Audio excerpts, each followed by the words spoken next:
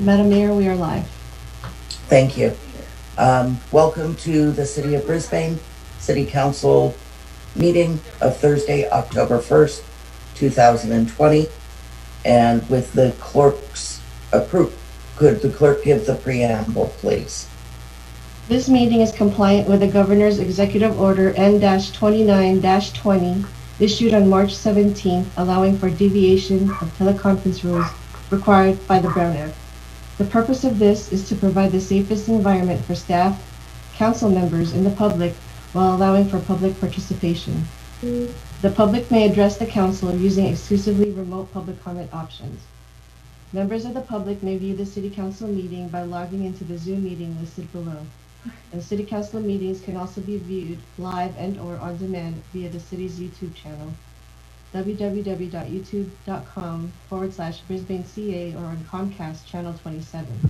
Archived videos can be replayed on the city's website, http://brisbaneca.org/meetings. The City Council meeting will be an exclusively virtual meeting.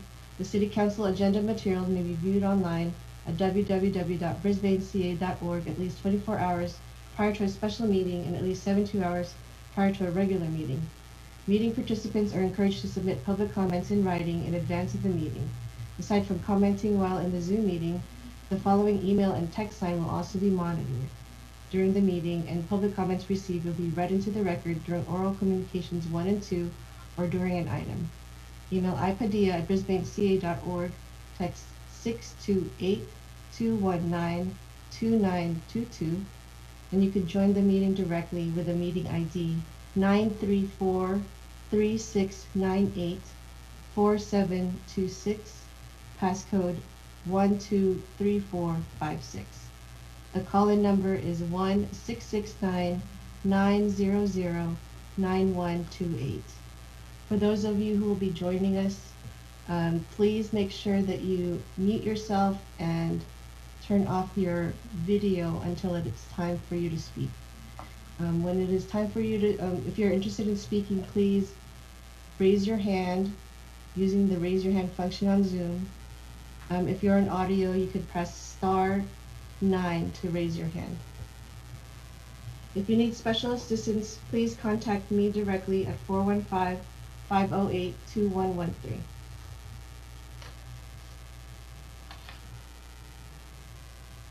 Thank you so much. And with that, I would like to call to order with the Pledge of Allegiance. Please join me. I pledge allegiance to the flag of the United States of America and to the republic for which it stands, one nation, under God, indivisible, with liberty and justice for all.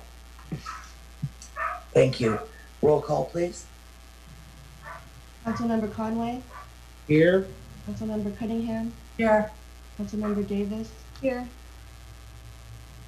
You're muted, Madison. Here. Councilmember Lentz? Here. And Mayor O'Connell? Here. Thank you. With that, I'd like to move adoption of the agenda. I believe that at our last meeting, we intended to close in memory of Ruth Bader Ginsburg. I do not believe we did that, so I would like to add that to the agenda. Are there any other changes to the agenda that council members would like to make? Move adoption as amended. Thank you. Moved by Councilmember Conway, seconded by Councilmember Lentz. Roll call, please. Councilmember Conway? Aye. Councilmember Cunningham? Aye. Councilmember Davis? Aye. Councilmember Lentz? Aye. And Mayor O'Connell? Aye. Thank you so much. With that, we'll move on to presentations and awards. We'll start out with the item A, County Elections Division presentation on the November 3rd, 2020 election. Madam Mayor. We have a report out of closed session. Report out from closed session, please. Can you hear on these? Yes. Sorry, thank you. I'm trying them again. Council met in closed session and gave direction on a employee evaluation to the city manager. That's all. That sounds really good, Tom, by the way. Good. Somebody told me there was a secondary way of doing it, so thank you. Good. With that, we will move on to presentations and awards. Item A, County Elections Division presentation on the November 3rd, 2020 election. Good evening, Madam Mayor, members of the City Council. On behalf of Mark Church, your Chief Elections Officer, thank you for the opportunity to be here tonight. These are very exciting times in San Mateo County. This will be the largest election ever held in the history of San Mateo County. And we are very excited because we are one of the most experienced counties in the state of California in conducting vote-by-mail elections. We held our first vote-by-mail election in 2015, and we have held 4 elections under the Voters' Choice Act, which is an election model that is vote-by-mail with vote centers and ballot drop-off locations. As a leader in California elections, we are ready and able to proceed with this election.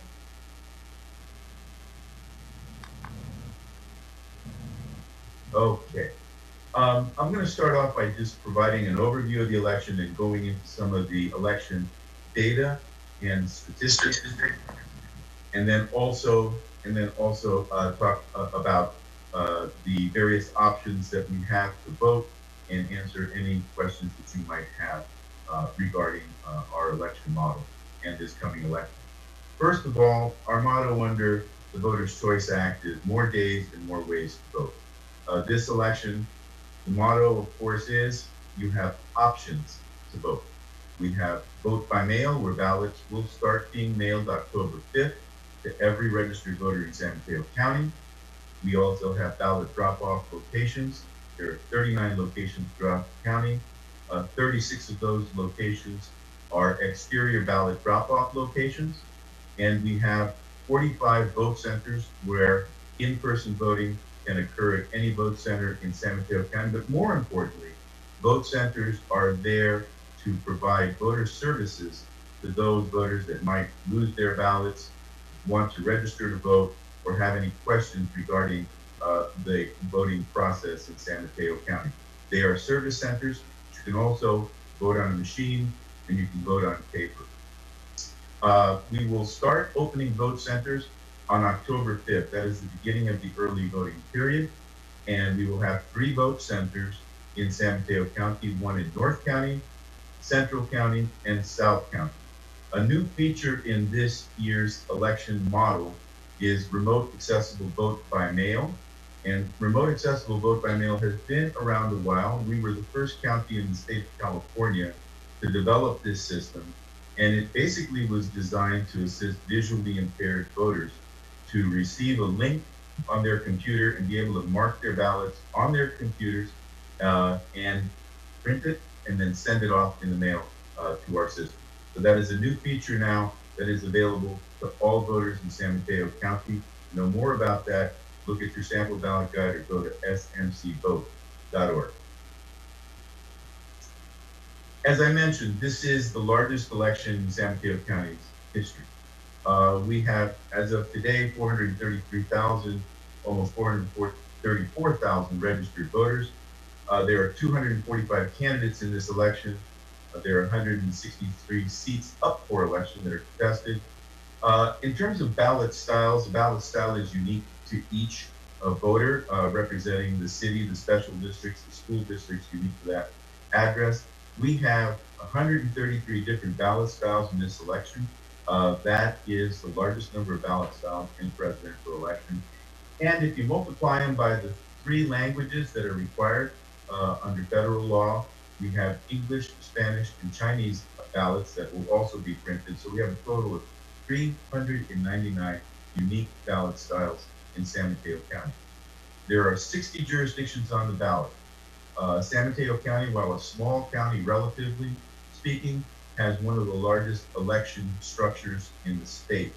We have more cities, with 20 cities, than any other Bay Area county, and we have more cities than the county of San Diego. So it gives you just a quick overview on the magnitude of the elections here in San Mateo County. We're a very large election operation with all of our cities. And then we have a total of 70 districts that we service. And of those 70, 60 are going to be on the ballot in this election. There are 65 contests and offices, 11 measures, and 12 state propositions. In terms of our elections infrastructure, we basically have, as I mentioned, a vote by mail structure, which I covered briefly. Remote accessible vote by mail, 39 ballot drop-off locations, 45 vote centers. There will be 3 pop-up vote centers. The definition of a pop-up vote center is a vote center that is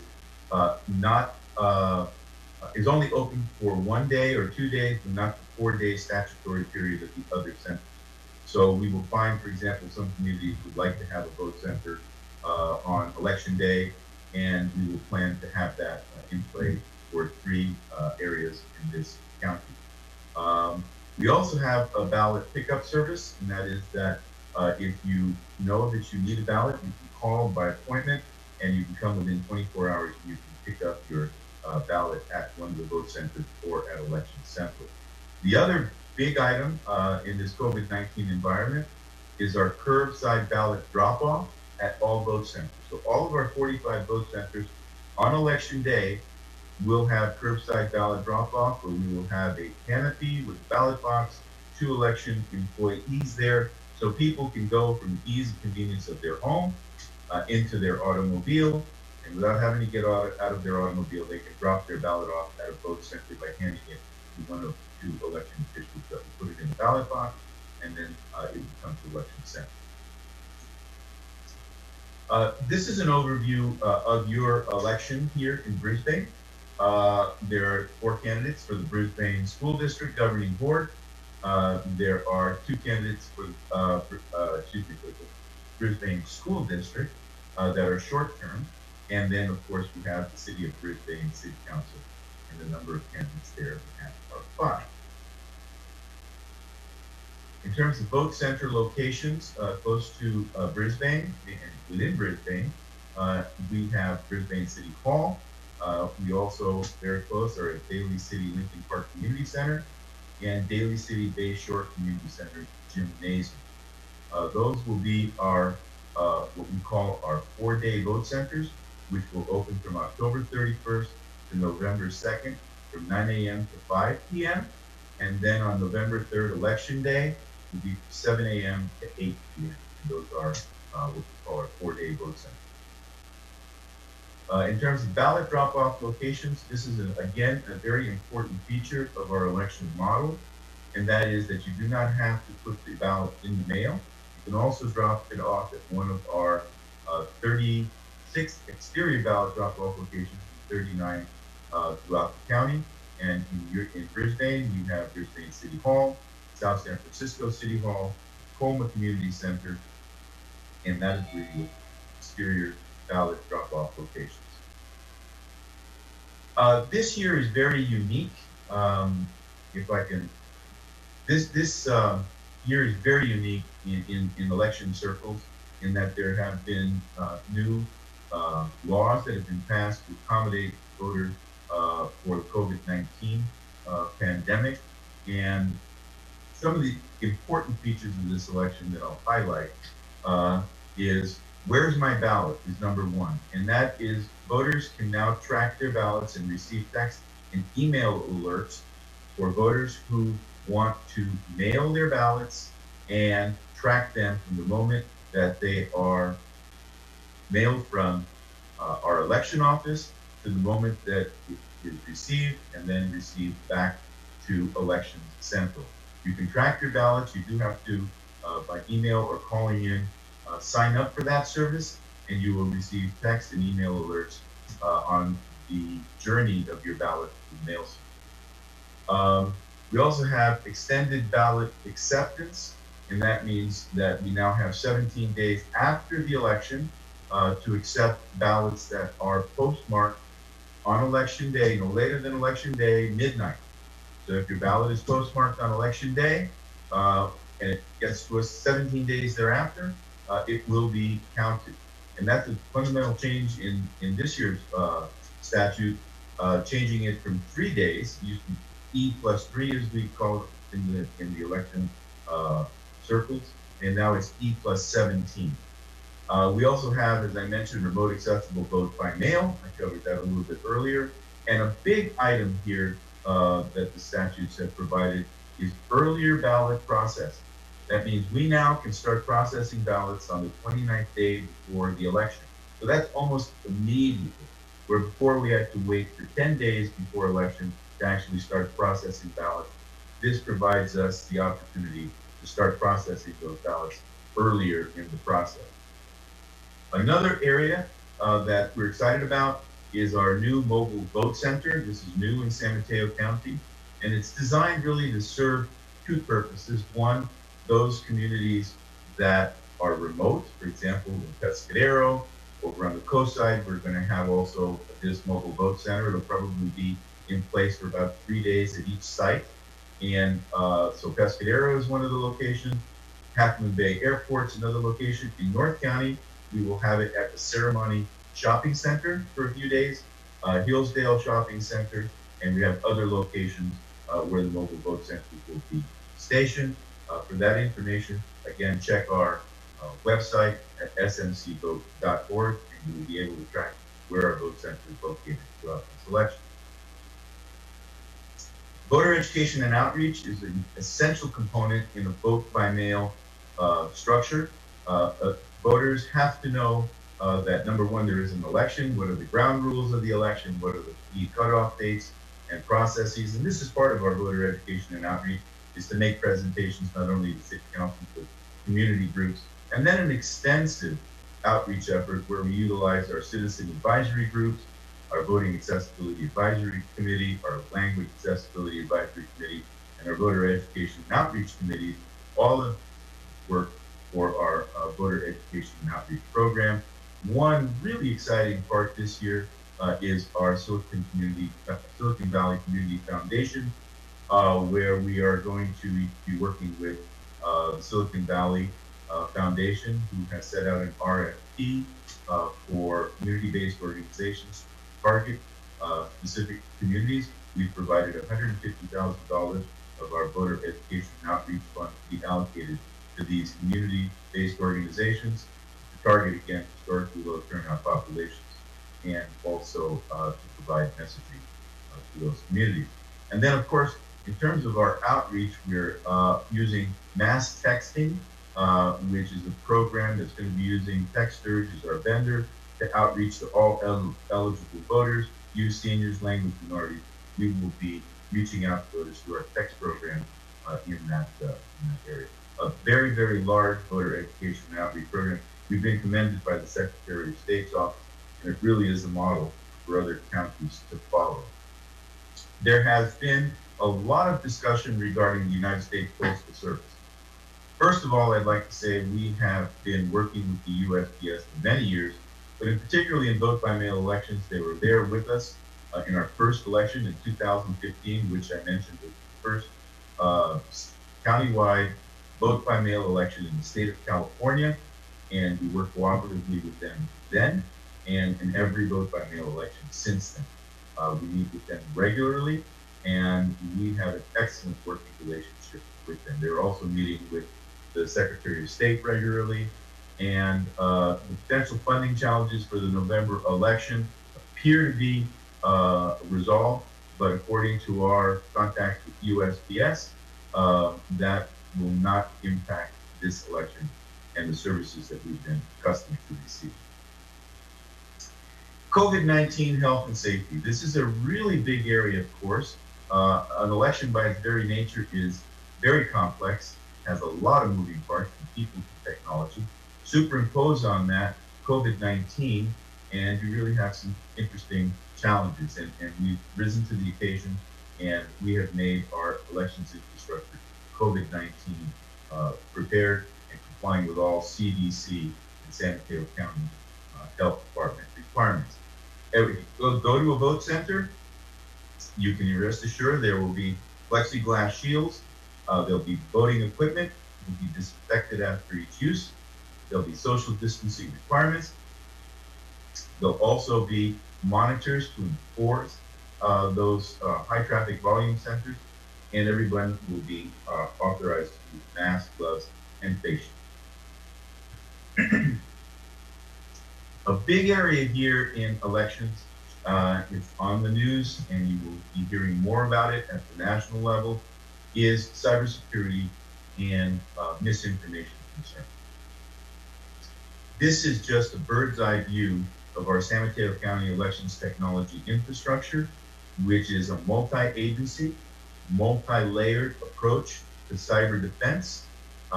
We are first, internally, we have all of our technology protected. In terms of our technology, there are two areas that are critical to elections, and that's voter registration and our voting tabulation system. Our voting tabulation system never is on the internet, and there must be an air gap between our voter registration and our voter tabulation system. And those are protected internally with all of our hardware and software and administrative protocols. In order to get out of our system, you have to go through the county firewall, or in order to get into our system, you have to penetrate that firewall. All of those firewalls must have VPNs and encrypted data tunnels in order to access either our system or for us to push information out. And at the outer level, we work with the Department of Homeland Security, Department of Defense, Federal Bureau of Investigation, and the Secretary of State office to basically provide the exterior defense to our systems from cyber threats, malicious actors, criminal activity, and dark web. We just conducted a trusted hack of our system. We were very successful in terms of the protections we have in place. And we've also established a cyber incident response team of our election technicians here, headed by also Mr. Church and myself. So if there's any issues that come up, we have established protocol to address them. And on that note, I will turn it over to Madam Mayor here. If there's any questions that you have, it'd be my pleasure to answer. Thank you so much, James, for that report. I think election security and accessibility is very important to all of us, and I am glad to hear that the county is being proactive in making voting accessible to everyone. Are there any questions from staff or from council members? I have a couple of questions, Madam Mayor. Sure. So, Jim, thank you for the presentation. So, I met with a constituent on Sunday, and been in town decades, and she gave me an earful because she hadn't received her sample ballot, and she said, "When am I going to get that thing?" So I was like, "Okay, let me find out." So I was told that the sample ballots are going out this week, but when I looked in our mailbox, it was not there. So can you give us an update on when we might expect the sample ballots, as well as the regular voting ballots? Absolutely. By state statute, the sample ballots commence, mailing must commence on September 24th of this election. So those ballots have been sent out, and they are in the hands of registered voters in the county, but it goes by pockets. We have 430,000 registered voters, and so those sample ballots are generally mailed out in increments of about 70,000, 50,000 batches at a time, starting September 24th. And we have a period of at least a week to 9 days to get them to all of the registered voters in the county. So some people receive them a little bit early. I know that, for example, several members of the public in this area have already received their sample ballot. The other area is that effective September 24th, we post the sample ballot on our website. So you can go to My Voter Info. If you were to go again to smcvote.org, you can actually see your sample ballot online. And that was posted on September 24th. So if you go to My Voter Info, and your ballot will come up specifically, your sample ballot will come up specifically for your area. But in terms of the hard copy, you should be receiving it shortly within the next few days. And the other area that we've done too is as part of our voter education outreach is that we have sent out letters to all our 430,000 registered voters, postcards, to be aware, to be on the lookout for sample ballot and also the tips regarding the election. But that sample ballot is available right now online for every voter to view if they go to smcvote.org. Okay, yeah, so yeah, this person is in her late 80s and she doesn't have a computer, so she relies on that hard copy. So since the sample ballots have gone out on the 24th, and here we are, the 1st, is there a possibility that when the real ballots go out on the 5th, that there could be a possibility that folks in Brisbane might not get their sample ballot until the 12th or the 13th? It should not be that far out. I would anticipate that folks in Brisbane should receive their ballots within the next 3 to 4 days, their sample ballots. But yes, some ballots, there have been occasions, and it does happen again, once we get into the realm of the mail service, it is possible that voters can receive their official ballot before they receive their sample ballot. That is absolutely a possibility, and it's unlikely, but it does happen. And that's why we make that ballot available online, the sample ballot available online, so people can access that. Yeah, so I know that the sample ballot, right, it's a big book and there's more to it.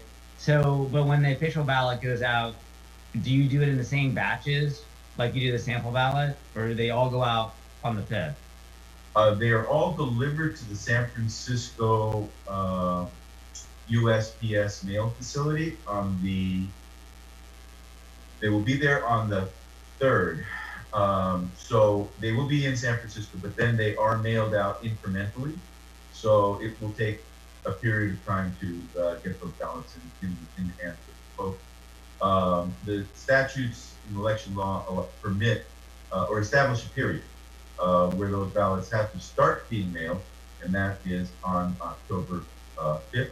And at that point in time, we hope that it will be in everybody's hands within a week. Okay, all right. And then, so at these vote centers, so October 31st is the day that you can go in. So say I showed up at a vote center on November 1st, then I can cast my votes for the various candidates and measures and propositions. If I do that at the vote center, will my votes be registered instantaneously when I submit my votes at the vote center? It's not instantaneous. It's not an electronic system. In the state of California, we have a paper balloting system. Okay, yeah, all right. So, but I mean, it's okay. So it's whether I dropped it off or if I filled it out in person, then it's gonna be the same amount of time before it gets counted. I think the question is process. If we start receiving ballots almost immediately, and I'll tell you why. In the scenario that you've outlined, that people are waiting or whatever, that's why we have 3 vote centers open 29 days.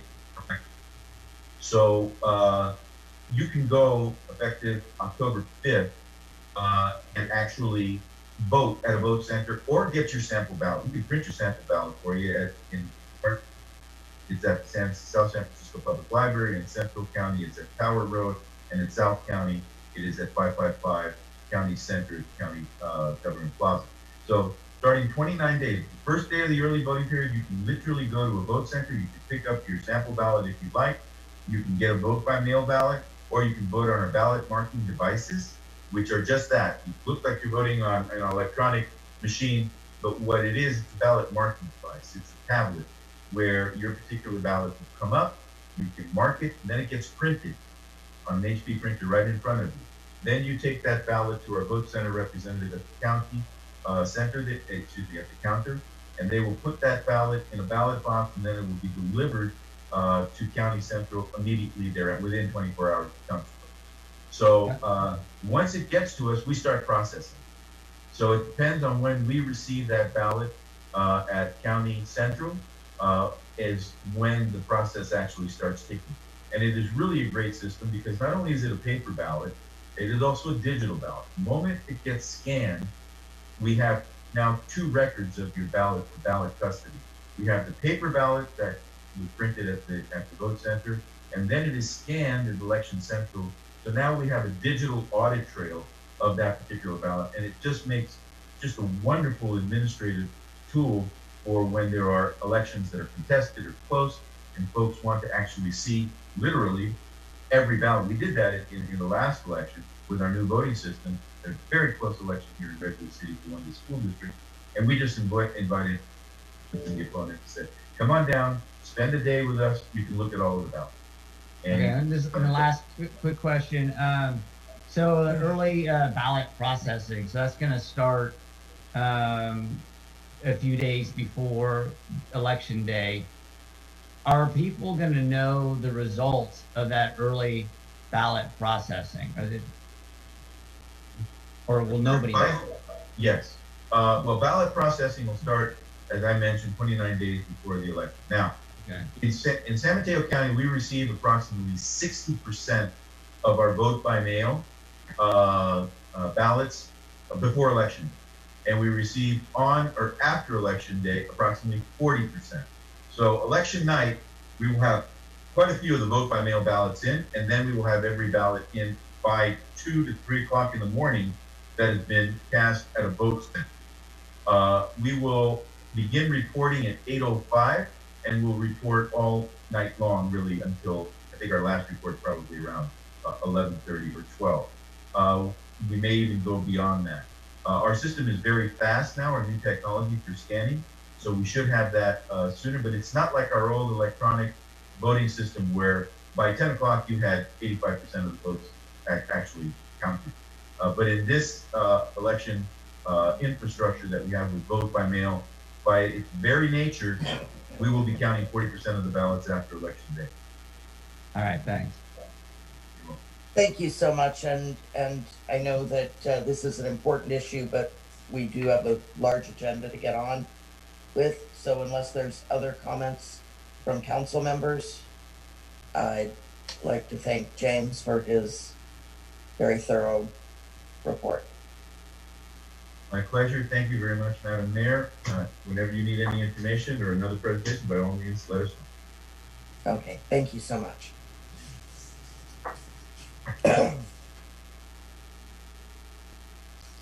So with that, we are going to move on to the next presentation, which is declaring October 2020 as Fire Prevention Month in the City of Brisbane.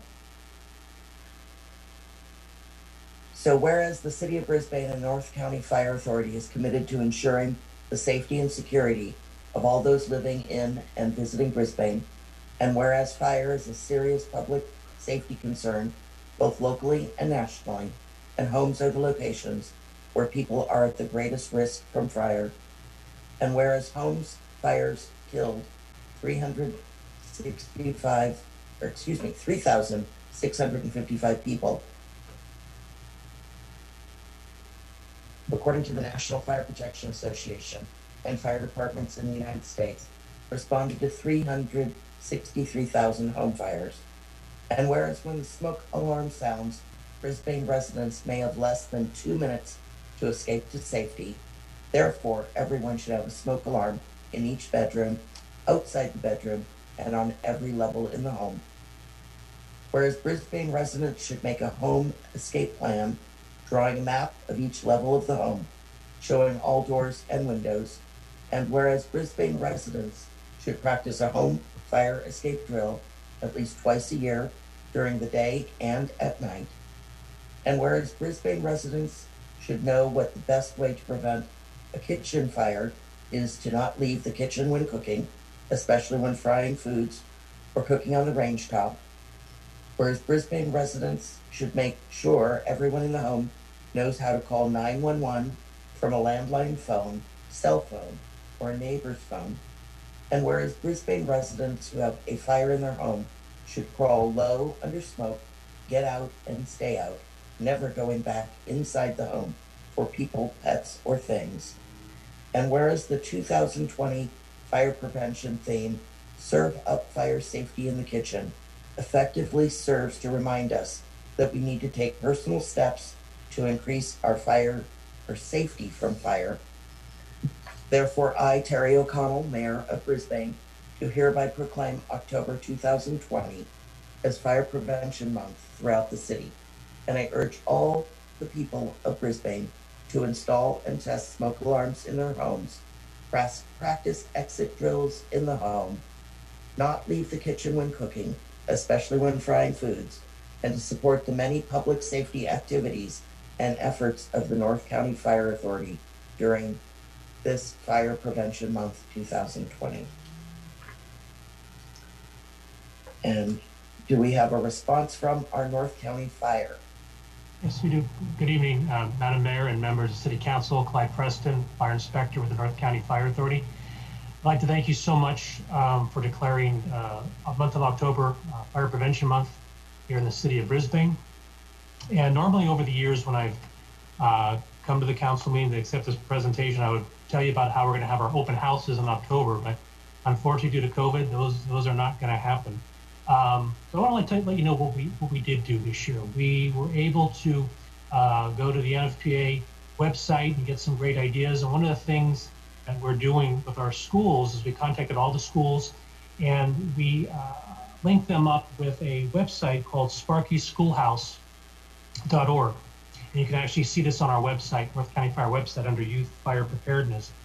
And what this website does, it allows teachers to incorporate lesson plans like English, science, math, as it relates to fire safety, but also they can use it as part of their lesson plan.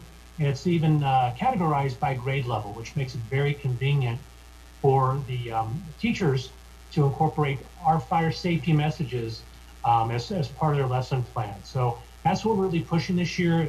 We gave it to all the school districts, 3 cities, and it's our way of still continuing trying to get our fire safety message out there in this way through the schools and through a normal curriculum and what the teachers are putting out. So that's what we're doing this year. And again, on behalf of everybody at the North County Fire Authority and Fire Chief Ron Myers, I'd like to thank you so much for raising the public's awareness about fire safety and declaring the month of October Fire Prevention Month here in the city of Brisbane.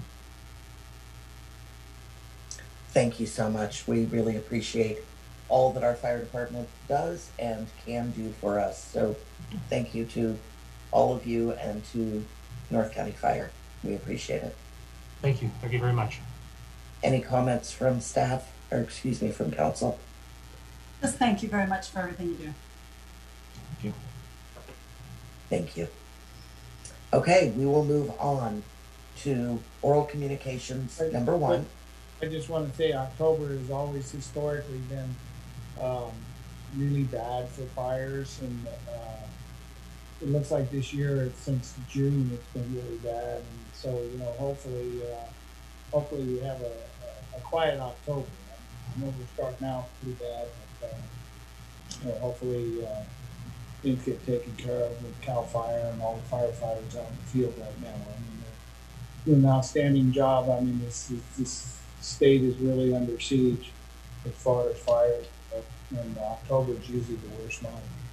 So, appropriate. Thank you, Clyde, for everything you guys do. Thank you, sir. Thank you. Thank you.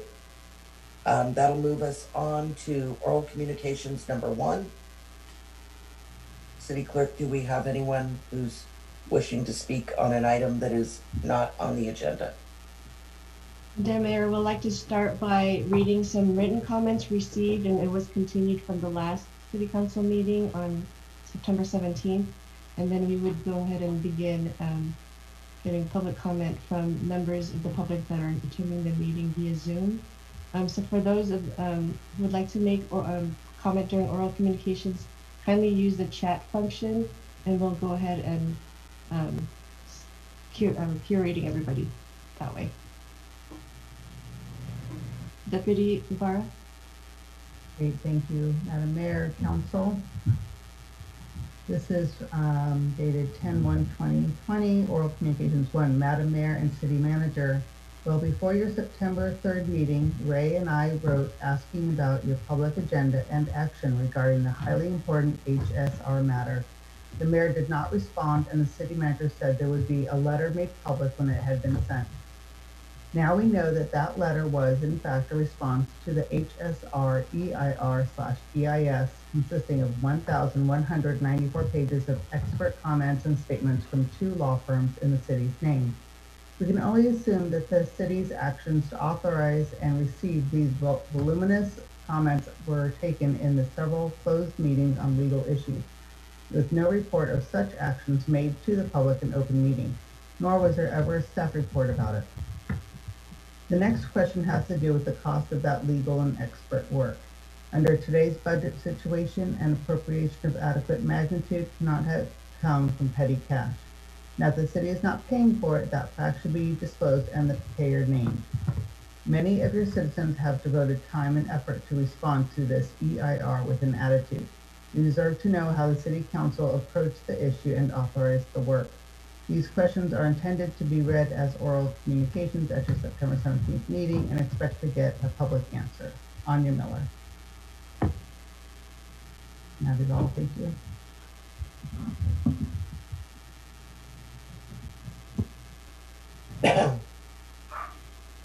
All right.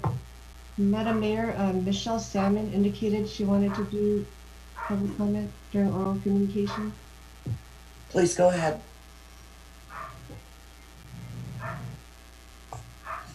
Madam Mayor and Honorable Council, I kind of want to present a history lesson today. It dates back to March 23rd, 1995, when the City of Brisbane made an agreement with McKesson Company, and it was part of the settlement on the Northeast Ridge. And so McKesson holds an interest in the unimproved land, the property, described as parcel 1 through 22 inclusive. The property, also commonly known as Crocker Industrial Park Rail Drill Tract Easement, and also includes some abutting properties, some tidelands, and miscellaneous other parcels as described in Exhibit C. Upon satisfaction of the conditions contained herein, McKesson shall donate its interest in the property to the city for public uses. And in light of this document that I received today, I don't know whether the council has this document. I don't know whether the council has, the subsequent pieces of this document. But during that council meeting, it was stated that the city manager, Leiter, explained that after selling the Northeast Ridge lands for development, the McKesson Corporation decided to donate the rest of its Brisbane holdings to the city. The remaining 22 parcels, including the rail track around Crocker Industrial Park, some tidelands, and miscellaneous lands near the fire station, Bayshore, and Tunnel Road. And a motion was made and approved, and Mayor Miller noted that the proposed agreement says McKesson is willing to assume some liability for environmental contamination as long as the property is used for pedestrian and bicycle pathways and similar public uses. Mayor Miller asked how broad the definition of similar public uses would be.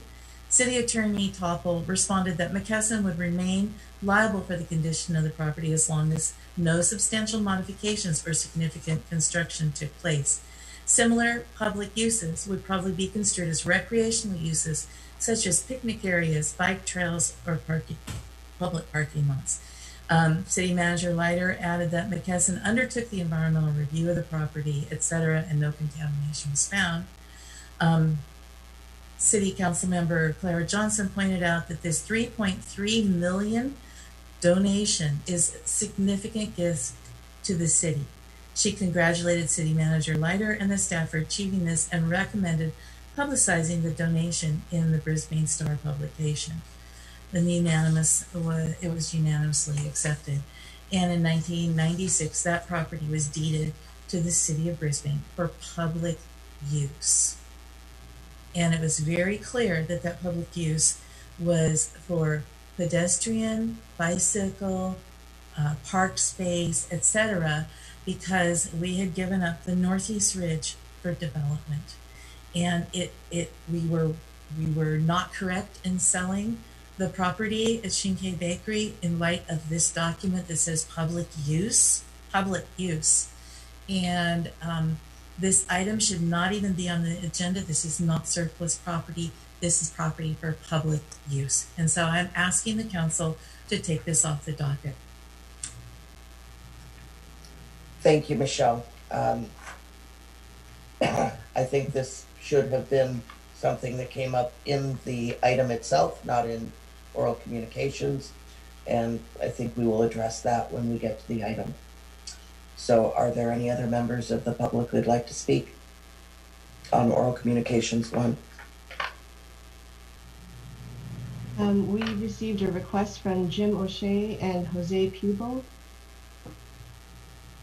Go ahead. Can you see me? Hear me? Thank you. I'd like to present a paper. Jose was going to be with me, but he had to go to his son's birthday. So my wife, if she could stand in for Jose, so I can run my presentation. Will go about a minute long. Okay, ladies and gentlemen, I'd like to present the other side and illustrate to you and other well-meaning citizens and tricked very convincingly to support the organization known as Black Lives Matter. With that, their agenda.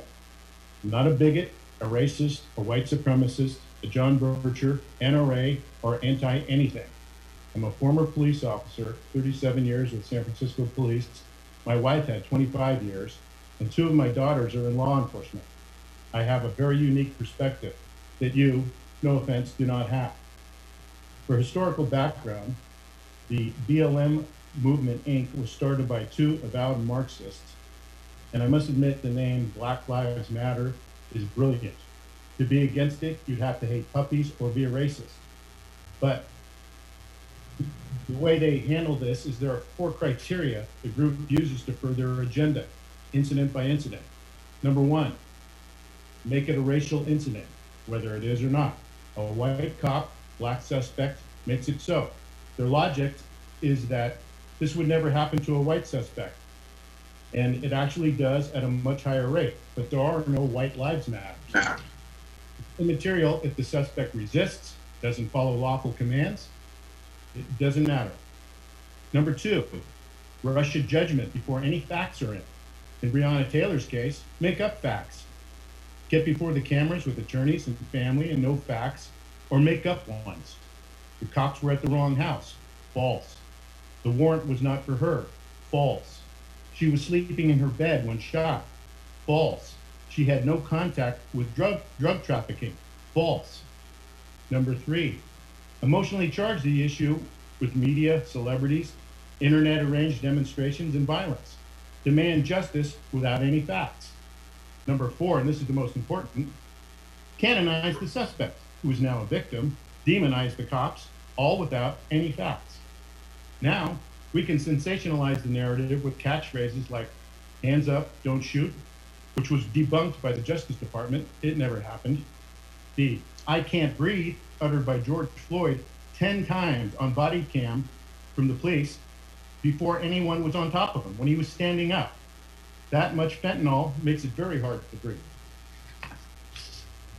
Now we can adjudicate the case in the media with only one side provided by BLM, again ignoring everything that does not fit into the BLM narrative. Remove all context. George Floyd's deadly level of fentanyl, the fact that he asked to be put on the ground, Breonna's jailhouse recordings with her boyfriend, money transfers, receiving packages at her residence for the drug dealer Jamarcus Glover. She got shot in her 4-foot wide hallway after her boyfriend shot a police sergeant, then dove behind Breonna, letting her take all the return fire. This after being served with a lawful warrant in her name at her address. So tell me, what are the cops supposed to do? I digress. This vitriolic hate and lies put out by the BLM to continue their narrative is devastating to this country, and it's causing a racial divide. Besides the BLM promoted assassinations of police officers in Baton Rouge, Dallas, more recently in LA sheriffs, and the 2 in Louisville, Kentucky. They're not going to stop this campaign of hate by you hanging your BLM flags. How much destruction do you think is going to happen when the cops in the George Floyd case get acquitted for murder because they legally don't have the facts for murder? You people, honestly, you must know some cops. Do any of them fit this diabolical, racist, bigoted, hunting people of color diatribe put forward by the BLM movement? Is there a secret clandestine group infiltrated in every police department who thirst for injustice? Just like the Black community, the police, and you, the well-meaning citizens, are being used to further the Black Lives agenda, which we can be assured has nothing to do with Black lives. If it did, there'd be a mention of the thousands of Black lives lost and ruined every year. 7,500 last year, over 40 children this year alone in Chicago, into rioting, burning, and bullying citizens to repeat BLM rhetoric for fear of injury, are not the only ones falling prey to this white savior complex. BLM has blackmailed corporate America to the tune of $500 million to assuage their white guilt. Companies like Microsoft, Google, Facebook, Apple, Amazon, Walmart, Target, McDonald's, 23andMe, Coca-Cola, Gap, Home Depot, Tinder, all contributing to the 501c nonprofit just so they can say we're not racist. Just think of what all that money could do to finance these black hooded extortion gangs. There's only one thing systemic here, and that is the unjustified, unqualified hate spewed by this terrorist group, Black Lives Matter, and the efficiency at which they're doing it. You have the ability to research this group.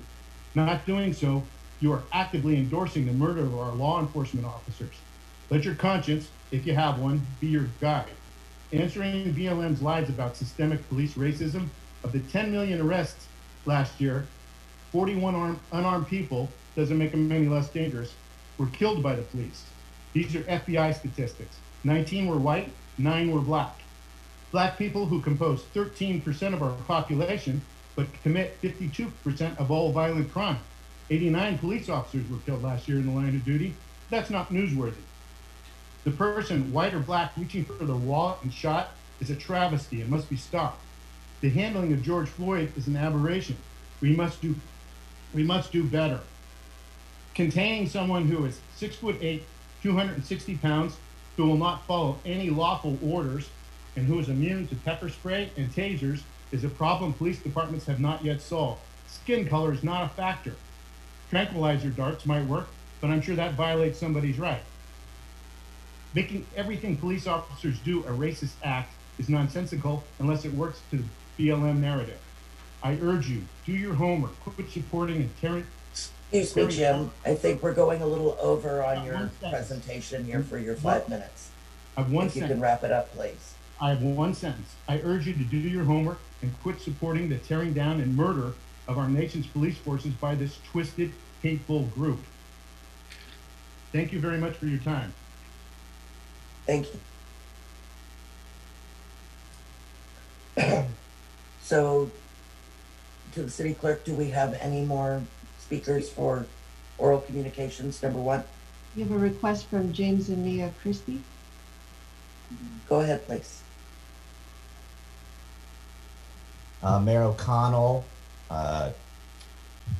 City Council, and the staff of Brisbane, I'd like to address you today to talk about one of our favorite businesses in town, Saigon Barbecue. It's run by a wonderful family who've been in our community for many years, serving wonderful and healthy Vietnamese food to our community. My wife and I recently learned that their landlord did not renew their upcoming lease, even though they negotiated in good faith with their landlord to extend their lease. My wife and I have also noticed that there are quite a few empty storefronts in the Brisbane Village Shopping Center. And this has led my wife and I and a few other members of the community to believe that the landlords at the Brisbane Village Shopping Center do not have the community of Brisbane best interest at heart. And we believe they actually have an incentive to empty out as many of the storefronts as possible in the shopping center. And we're greatly concerned about this. We're concerned this is going to contribute to blight in our community. We don't want the Brisbane Village Shopping Center to just be devoid of business. That would be very heartbreaking for our community. And so my wife and I are requesting the council to study the following. What my wife and I are proposing is a vacancy tax for specifically in the NCR01 zone of Brisbane, where a landlord would be taxed for every vacant commercial unit in NCR01. I would like the city council to investigate this matter. We believe that having this vacancy tax in place will disincentivize the landlord from having empty storefronts in the Brisbane Village Shopping Center, and will incentivize them to negotiate in good faith with Saigon Barbecue, so that the wonderful family that operates Saigon Barbecue can remain in our community and continue serving our community wonderful Vietnamese food. That is my request. Thank you very much for considering this, Mayor O'Connell and the council. Thank you. You're welcome. So the city clerk, do we have any other speakers who'd like to speak on oral communications number 1? I don't see any hands raised or any chats requesting time for oral communications. Okay, great. Thank you. With that, we'll move to the consent calendar. We have items C, D, E, F, G, and H. What do we have a motion from council to approve those items? I'll make a motion to approve, Madam Mayor. Second. So we have a motion by Councilmember Lentz and a second by Councilmember Davis. Roll call vote, please. Councilmember Conway, Aye. Councilmember Cunningham, Aye. Councilmember Davis, Aye. Councilmember Lentz, Aye. and Mayor O'Connell. Aye. Thank you very much. That'll move us into public hearings. We have item I, which is to consider introduction of Ordinance 653, amending Title 17 of the Brisbane Municipal Code to regulate accessory dwelling units and junior accessory dwelling units, and amending Title 15 of the Brisbane Municipal Code to regulate alterations and additions to existing structures. This is an item that was continued from the City Council meeting of September 17th, 2020, due to some technological issues. Staff report, please. Madam Mayor, before we start, I'm going to recuse myself from this, even though that it's really just passed through from state law. But I'm in the process of submitting plans for an ADU, so I want to recuse myself from just vote on this. Okay, we'll accept that recusal. Thank you very much. I can stop my video.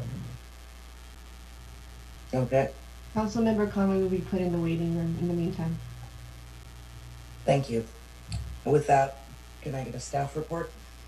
Yes, thank you, Honorable Mayor, members of the council.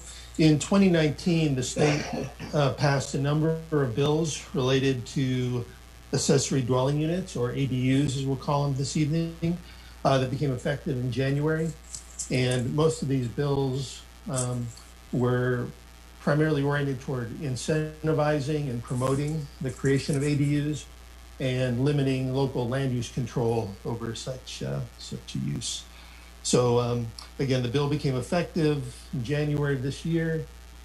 We did need to amend our ordinance to bring it into compliance with state law, and that's what the ordinance in front of you tonight is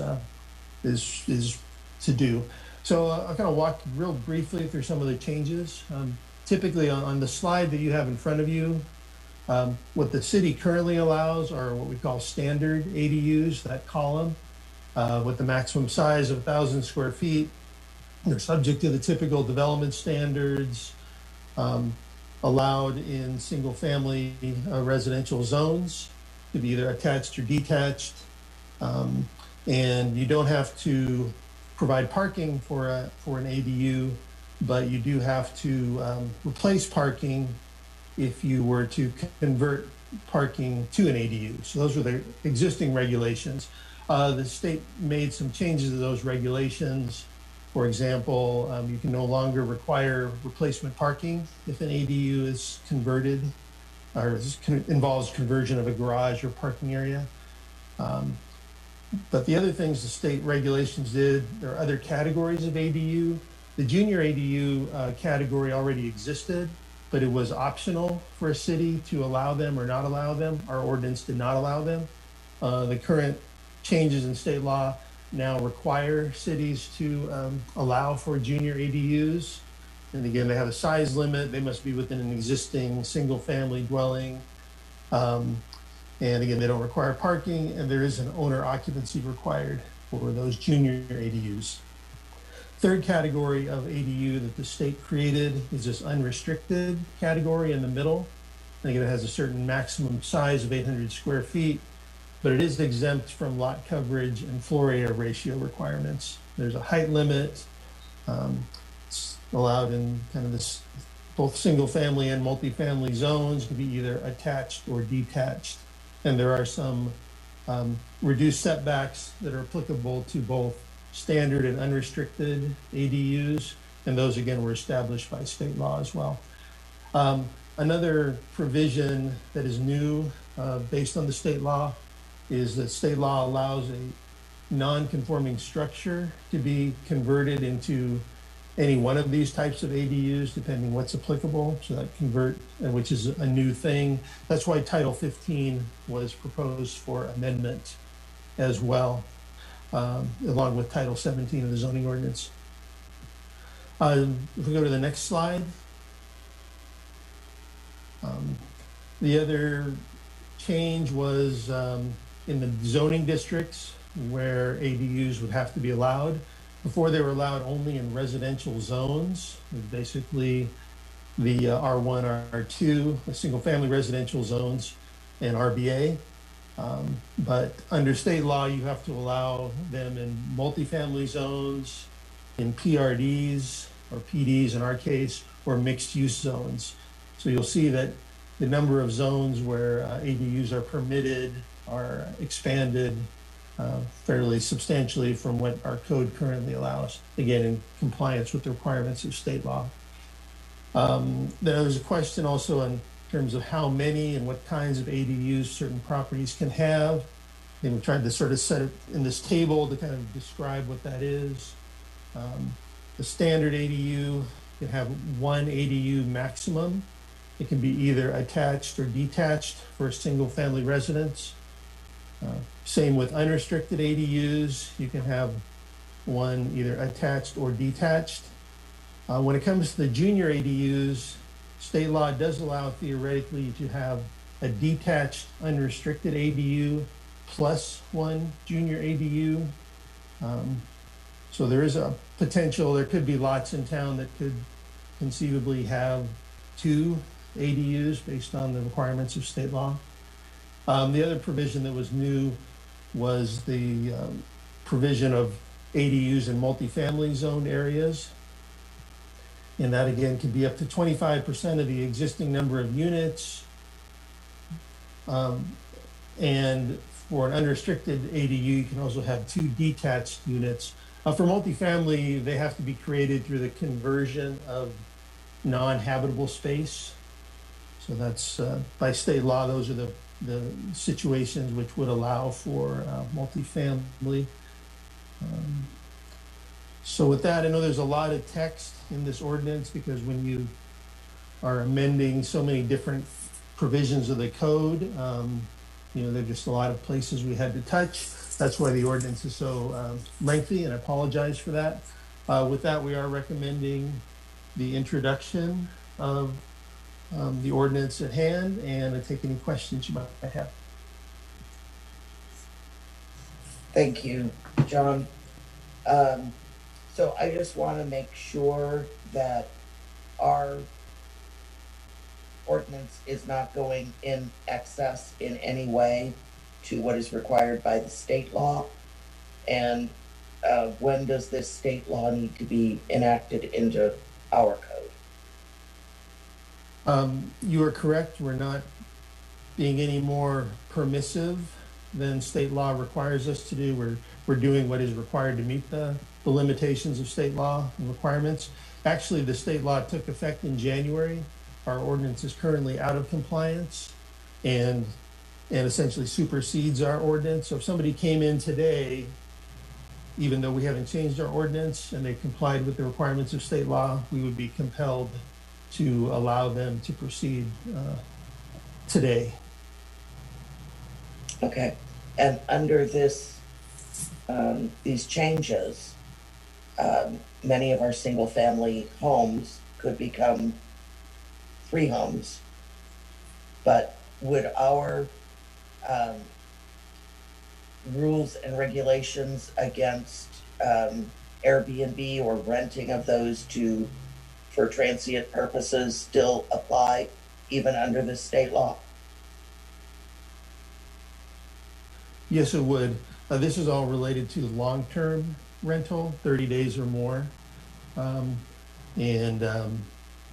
Yeah, the STR relates to rentals less than 30 days. So it wouldn't affect our requirements. And I think there's a possibility that some of our housing stock and current residential lots could accommodate the 2 ADUs. That may be more the exception than the rule, just given the size of lots and some of the requirements, even just for space. So I'm not.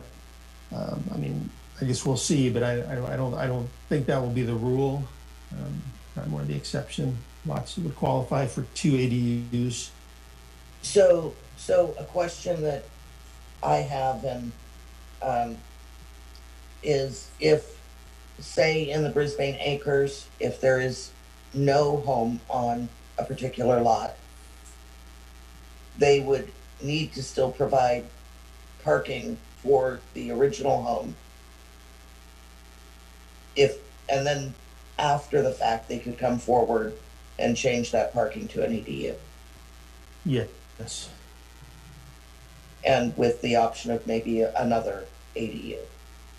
Possibly. Okay. Although some of the acres, because it's beyond half a mile of transit, we do retain the right to require parking for what we call the standard ADU. Okay, that's good to know, because that's going to be an issue. And where does that half a mile of transit radius come from? The stops, the shuttle stops, and the stop on Bayshore. So anything from Bayshore Boulevard on San Bruno Avenue would be considered within transit range. So a half a mile from San Bruno Avenue. Yeah, it'd be some of the lower acres, substantial portion of the lower acres, I think, would be beyond the limit that's undeveloped currently. Okay, so we don't have a map at this point of what properties that may be within that half mile of San Bruno Avenue may or may not be affected in the Brisbane Acres. We did some research on that. I don't know if Associate Planner Robbins is on this Zoom as well. I don't know if he has access to that. We looked at that earlier on when we looked at the requirements when we're only going to allow ADUs in single family zones. And it covered most of the R1 zone was certainly within the half mile. I don't have that. We can certainly map that pretty easily, though. It's not a difficult task. Okay. Thank you. I'd like to certainly open this topic up to council questions for staff.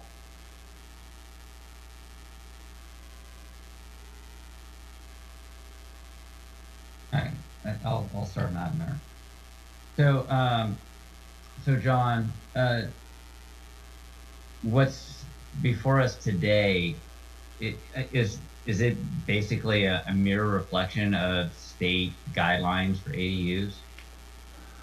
Not guidelines, law, yes. Or law, I mean, yes. Yeah. Okay.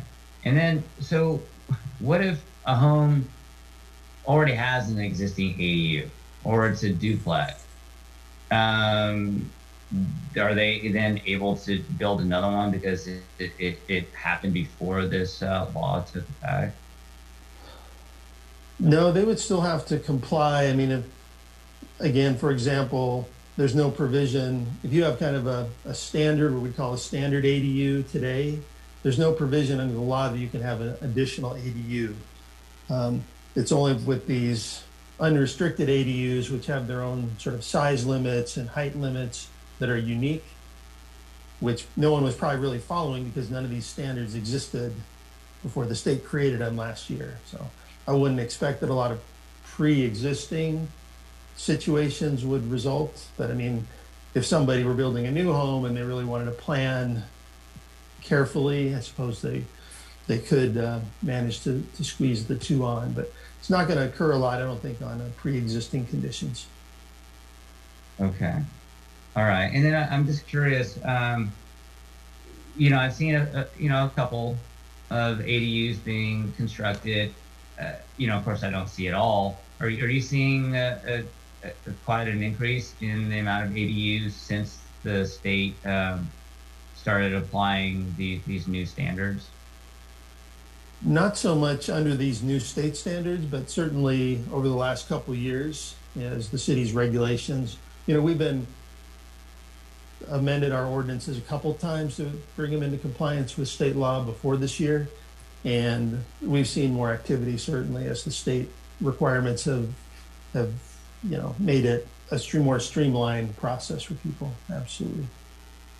All right. And then last question, you know, just piggybacking on the mayor's comment about short-term rentals, you know, and that real concern of people converting these ADUs, taking advantage of this state law, you know, that now we have to allow these ADUs to come into play, and then not serving the purpose of, which is to provide you know, a particular layer of affordable housing. Now it's a moneymaker, a big moneymaker for this property owner. Yeah, I think that was certainly one of the issues that was wrestled with both by the council and the planning commission when the STR ordinance was developed. But that was why specifically the use of ADUs for short-term rentals is not allowed under the short-term rental ordinance. Yeah, and from what I've heard, no one who has a short-term rental has applied for an application to run one, correct? Not as of yet. No permits have been issued to run short-term rentals. Correct. Okay. And that grace period, when does it end, or has it already ended? It expired in about a week ago, 10 days ago. Okay. All right. So I know we've talked about making more of an effort to notify people. Excuse me for going off topic here, but it's kind of related. You know, what programs are at the city's disposal to get people to get their permits? Well, certainly we have code enforcement options, and you know, I think we had talked when we discussed the ordinance with you. There are certain firms that specialize in sort of short-term rental compliance activities. So I think it's probably a conversation for the council and the city council to have, you know, down the road if we're not getting compliance or we're not getting, you know, how exactly that enforcement process might go. But I would caution that nothing we're talking about today with ADUs is really related to the short-term rental ordinance one way or the other. All right, thank you. Madam Mayor. Okay, I have a comment and a question.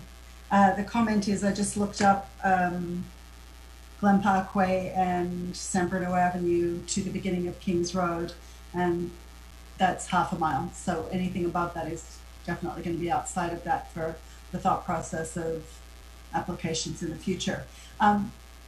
John, if somebody in town already has, for lack of a better word, a large shed that's habitable, and it's been there for many years, is that convertible to an ADU under this law?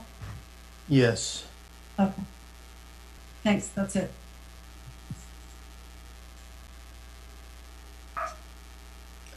So, if there's no more questions for staff, we can move into discussion. Or I'll accept a motion. There's no more discussion, I'll make a motion. Okay.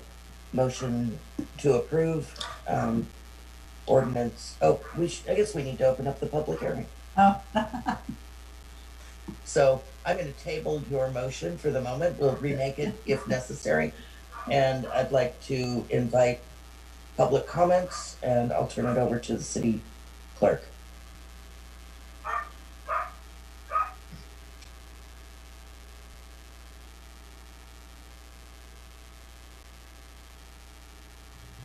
Madam Mayor, I don't see any hands up regarding this issue.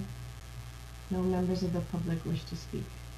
And you received no public comments in writing? I have not received any comments. Madam Clerk, were there any other written comments from the prior, from 2 weeks ago? There were none. Okay, thank you. I think we should give it just a few seconds to make sure that we don't have any latecomers that would like to make a public comment. And we'll just give it a couple, 30 seconds or so, and then I'll accept a motion to close the public hearing.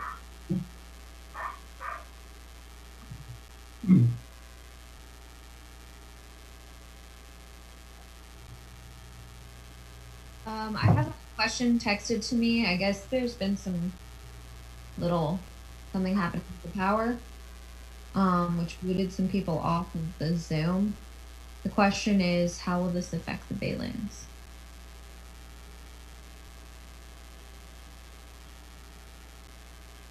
Well, whatever residential in the Baylands would be subject to the provisions of the ordinance and state law.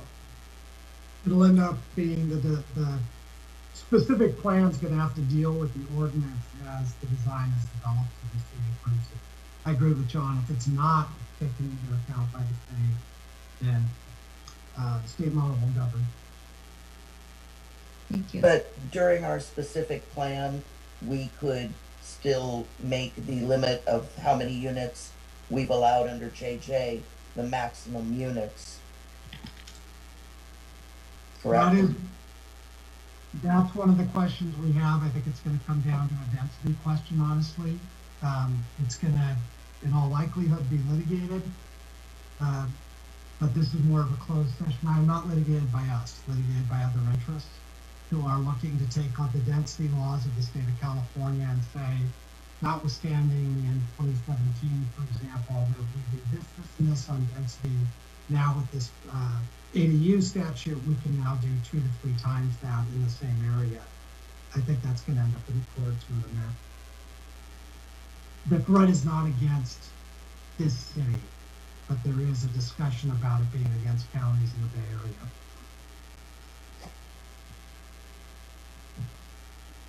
Hit the wrong button. Thank you for that. So, do we have a motion to close the public hearing? How about I make that motion to close the public hearing? Okay, and a second? Second. Thank you. With that, with a roll call vote, please. Make a motion to, we'll accept Commissioner Cunningham's motion to approve or introduce ordinance 653. And do I have a second? No, second. Thank you. And with that, a roll call vote, please. Councilmember Cunningham? Aye. Councilmember Davis? Aye. Councilmember Lenz? Aye. And Mayor O'Connell. Aye. Thank you.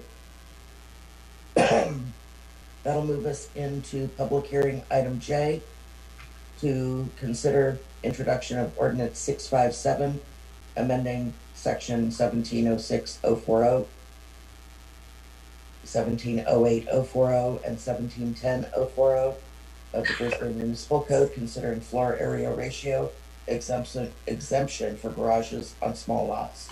Staff report, please. Madam Mayor, do you want me to wait for Councilmember Conway, or is I'm he here. Oh, okay. Well, thank you, Honorable Mayor, members of the council. The city zoning ordinance currently allows an exemption to the floor area ratio for small lots for 200 square feet of garage space. So basically, if you have 200 square feet, which is 10 by 20 or one parking space for a garage, that doesn't count against your maximum floor area ratio. That's on small lots that are less than 3,700 square feet. In 2019, the council initiated a zoning code amendment to increase the FAR exemption or floor area ratio exemption from 200 to 400 square feet. The point being, or the intent, to promote the creation of off-street parking to reduce some of the parking problems in residential Brisbane. So that ordinance was drafted up. It was reviewed by the Planning Commission in May, I believe, of this year, and recommended for approval. So with that, the council are recommending the council introduce ordinance 657 and answer any questions you might have. Thank you. Any questions from council for staff? I have a question. John, can you go back to, and I don't remember the date now, this is not something new. This is actually just reverting to an old law. Can you speak to that, please?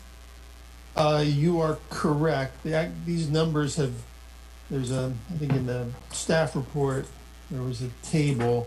The numbers changed several times in the life of the ordinance. I believe it was in 2002, it was reduced from the 400 down to the 200. Let's see. Yeah, it's on attachment 3F. Basically, the 2002 introduced the limit and a 400 square foot exemption. And then in 2004, it was reduced to 200 feet. So basically, it was in those several years, it came and went. So over a couple of year cycle. And it was changed in other, this is only related to small lots less than 3,700 square feet. So yeah, it was in 2002, it was originally 400 and then was reduced to 200 in 2004. The two kind of things at play here at tension are obviously parking and the promotion of parking versus bulk and mass, or the size of structures. Certainly this does not change the height limits or the lot coverage, so it doesn't really change those two provisions, but it does affect the floor area ratio. So, I mean, it's always been kind of a tension in the community, or maybe among councils, having a different feeling over what should be privileged at any given point in time. One more point to that. When I was looking at this and I was asking questions of staff in the past, the question I asked was, why was this changed? And the answer I got back then was, so there weren't large homes built. And I understand certain people don't like large homes, and quite frankly, I think people can choose whatever they want. But you can't build a large home on a 3,700 square foot lot. You've still got the same side, front, and back setbacks. You've still got the same height restrictions, correct? Yes. So that realistically was never the reason this was changed. So I'm glad to see that we've brought that back. Thank you. Any other council questions for staff? I have one. Go ahead.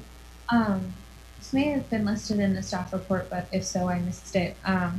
Could you speak to how many properties you estimate that this would impact? I don't have a good estimate of properties under that size limit right now. Jeremiah, would you have anything? No, not at this time. So I do have a comment in light of what we just introduced in Ordinance 653. This would allow someone to build a home with an exemption for a garage and promptly, if not immediately, change that to an ADU and remove that parking completely out of our parking stockpile.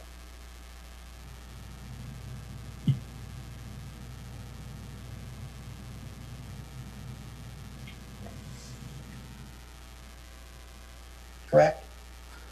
I think that wouldn't be the case. And again, I believe that would apply if they were to meet the standards for an unrestricted ADU, which is exempt from lot coverage and FAR.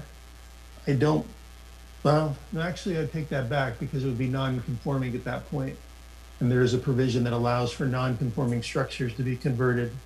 So yes, I would say your interpretation is correct. Thank you. For that reason, and I think we're allowing quite a bit more density on our big and small lots. We had discussed this in our planning subcommittee level and had with myself and Commissioner Cunningham and had disagreed on this being moved forward.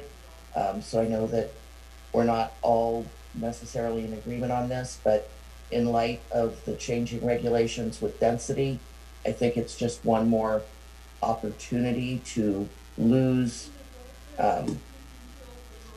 tangible parking and not truly increase that use. So I have issues with it. May I make one more comment here? Of course. Yeah, the biggest reason from my perspective that we should be approving this is that, you know, unlike when I bought my little tiny house on Glen Parkway for $217,000 way back when, you know, an entry-level home in Brisbane now is starts at $945,000. And so the people who are entering the $1 million market are the first-time home buyers, and they're the ones buying, for the most part, these tiny little houses, their first homes. And I think we've got so many more restrictions on the smaller properties than the bigger properties. The richer people with the bigger properties can kind of almost do anything they want. And so I just didn't want to see the restrictions be too much on the entry-level home buyer. I felt that this was prejudicing, you know, their ability to enjoy their first home. So that's kind of how I feel about it. And that's what we disagreed on.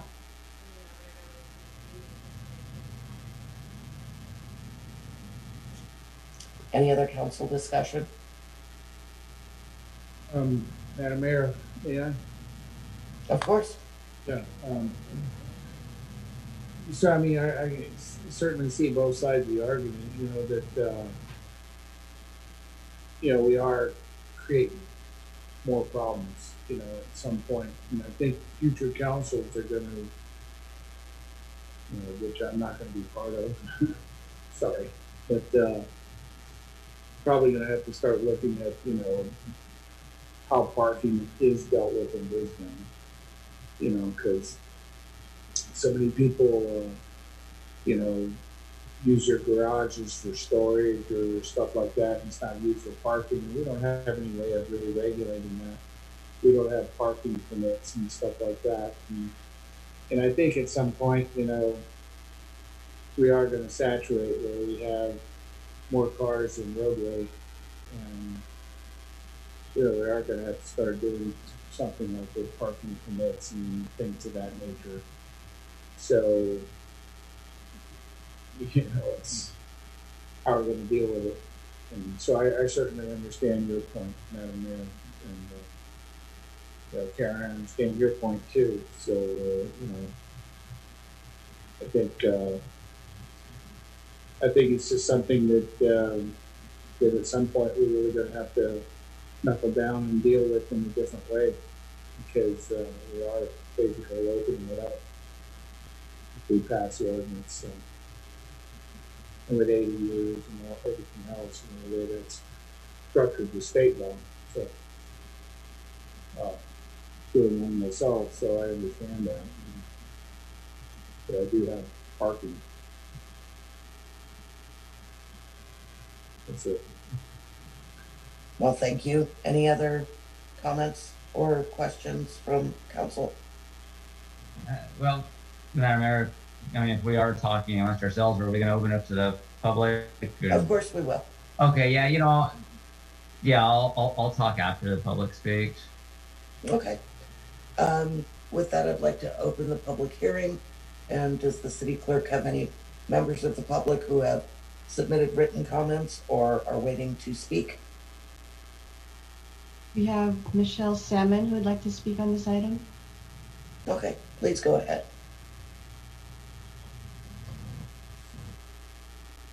Hi, Michelle Salmon. Thank you for giving me the opportunity to speak.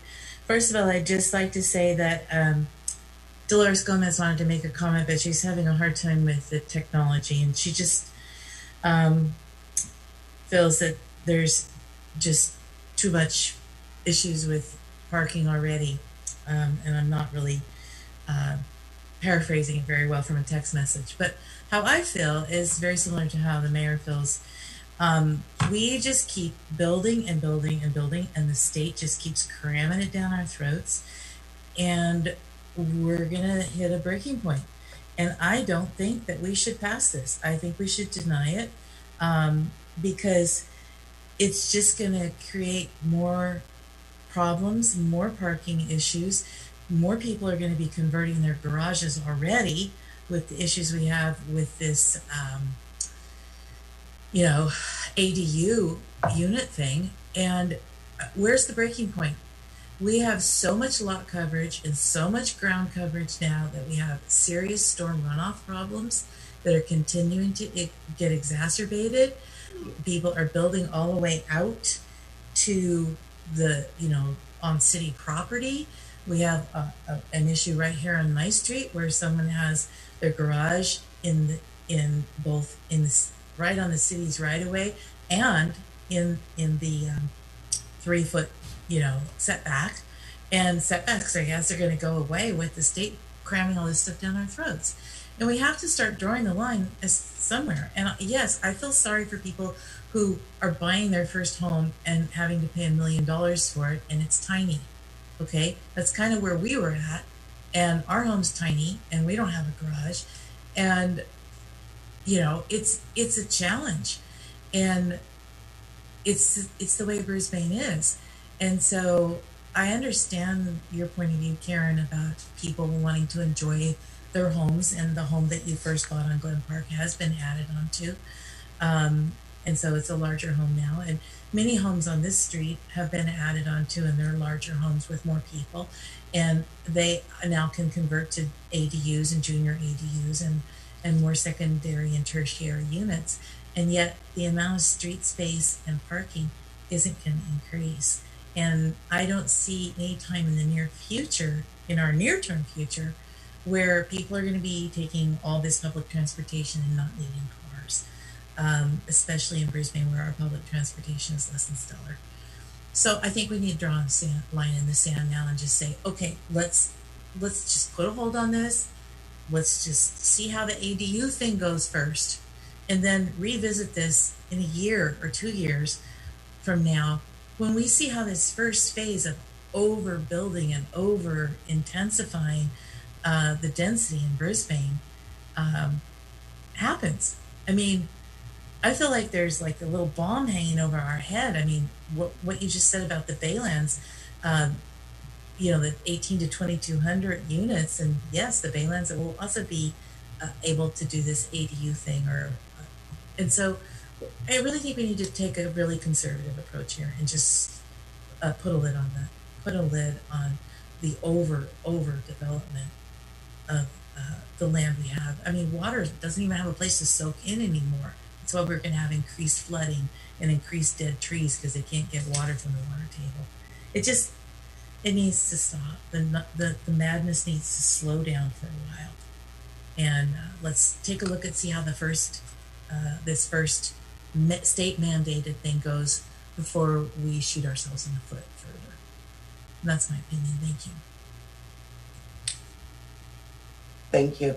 Do we have any other members of the public who'd like to speak? We have Greg Anderson on queue. Hey, it's actually Barbara Ebel snarfing on Greg Anderson's computer. So, that's not actually me. Hey, got a picture of you up there. Anyway, no, it's fine. It's fine. So I really am strongly opposed to this. I have several times in the past spoke against the city taking extra actions above and beyond what the state is requiring. I think the state is moving so quickly in terms of increasing building density that it's going to be causing some drastic transformations in this community as it is. And I think that really so what this does is this makes the smaller houses a little smaller, right? And I think that is of immense value to first-time home buyers because price is related to livable square footage.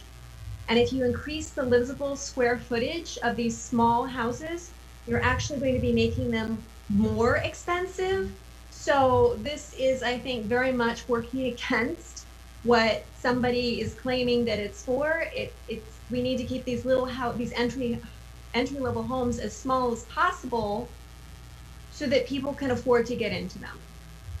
And so I think this is just absolutely going the wrong direction. I stood up against the city when it wanted to require 2 parking spaces per bedroom a number of years ago. This is just not the way we need to be moving. We're going to lose our setbacks. We talk about how dangerous fire is right now. If you're building out so that you barely have any separation between the houses and firemen cannot get between the houses, you're going to be increasing fire risk for these homes. Not to mention the aesthetics of this community. Black people, white people of all color, welcome here, but we have this beautiful suburban character, and I really cherish that and want to be able to share that with the future the people who move here in the future. So I beg you not to do this. Thank you very much. Thank you. Do we have any other members of the public waiting to speak?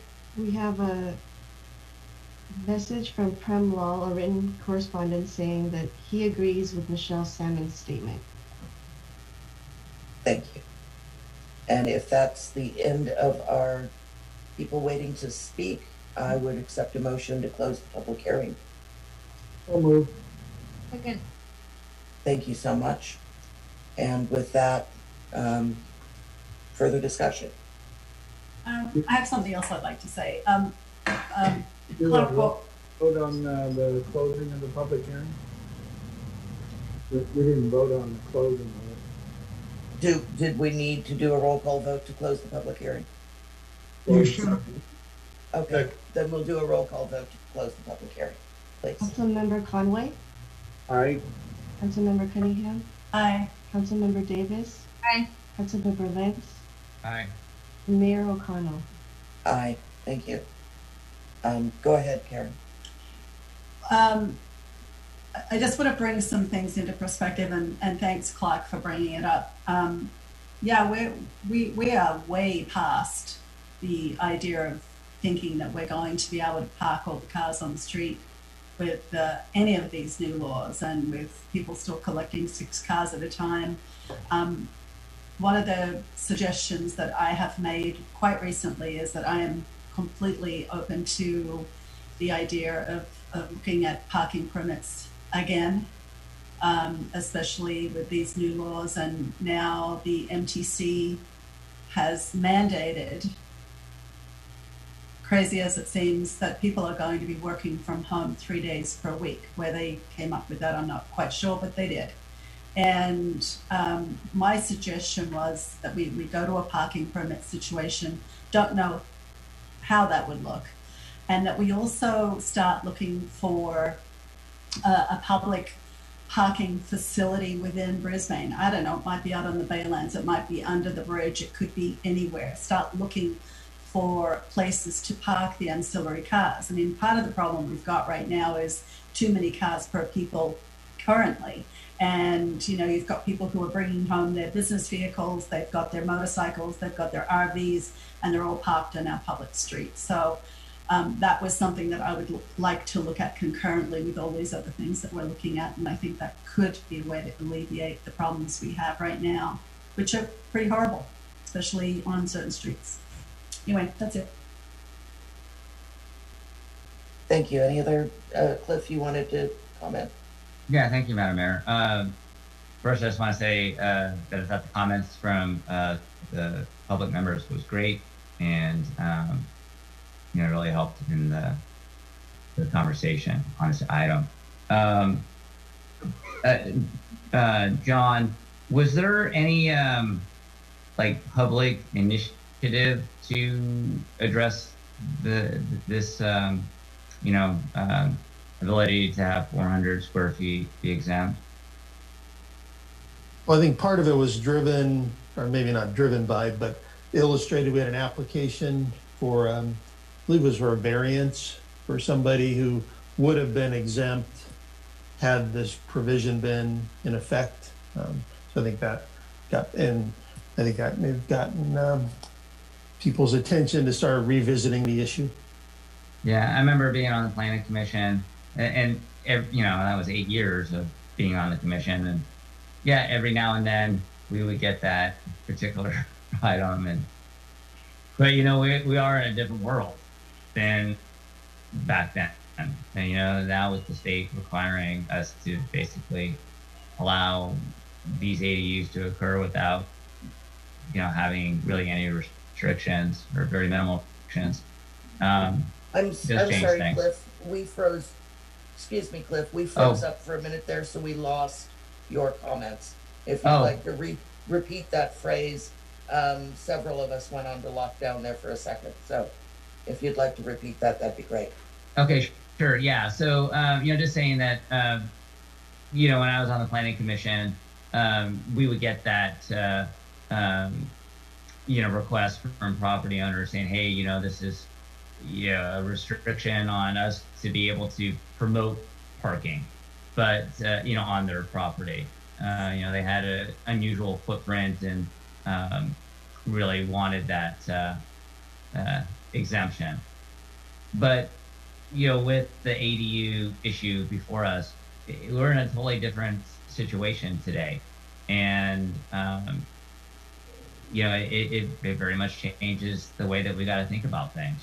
You know, today I was talking with a constituent, and they mentioned permit parking, and I'm glad, Clark, that you brought it up. And it is really the, you know, the big issue that we're going to have to deal with as a council, and how we go through the process of working with the community on that.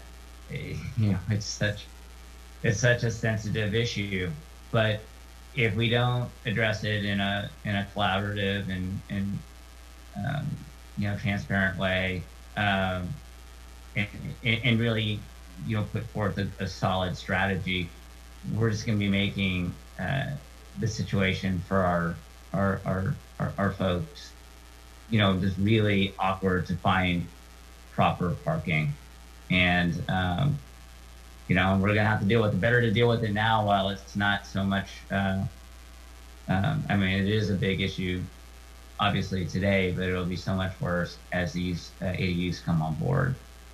So, yeah, with that, I mean, I agree to not move forward with the extension of the additional 200 square feet. Leave it as is, and let's deal with. You know, these new state requirements as they unfold. Yeah, Madam Mayor. Yeah. Of course. Yeah. Yeah, I think actually Michelle Salmon's suggestion is maybe, I think she was referring to tabling the matter, and I guess I should ask staff if, or maybe legal counsel, if we did table it and then look at it in the future, you know, how this applies, you know, because I think it is rational to not move forward at this time and really kind of look at how everything settles out, you know, after, you know, a lot of ADUs are built, and I know there's probably a lot of applications and stuff like that are happening right now, but I think it's reasonable to table this. So if we do not introduce this ordinance, it goes its natural, goes to its natural conclusion that it's not introduced. So we don't need to make a recommendation that we look at it in 3 months or 6 months. We could bring it back at the next meeting if that's the willingness of the council, correct? Yes. Okay. So with that, is there any member of the council that wants to introduce this ordinance?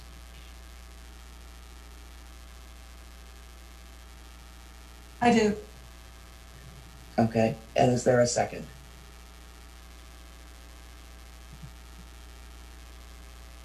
With the lack of a second, the item, oh, of course. Kind of where I'm at. For me, it's really hard to make a decision on this item because I don't understand the magnitude of the decision, because I have not even a concept of how many properties this would be impacting. This could be 5 properties, 10 properties, 100 properties, 200 properties. I mean, that really changes how impactful this decision will be on parking or otherwise. So for me, I can't vote on it in favor without really understanding what the repercussions of that could be. I think there's an argument both ways here. I think, you know, you could argue that by being able to construct more garages, you may be helping the parking situation. But you could also argue that there could have these unintended consequences where now you have a structure large enough that you could convert.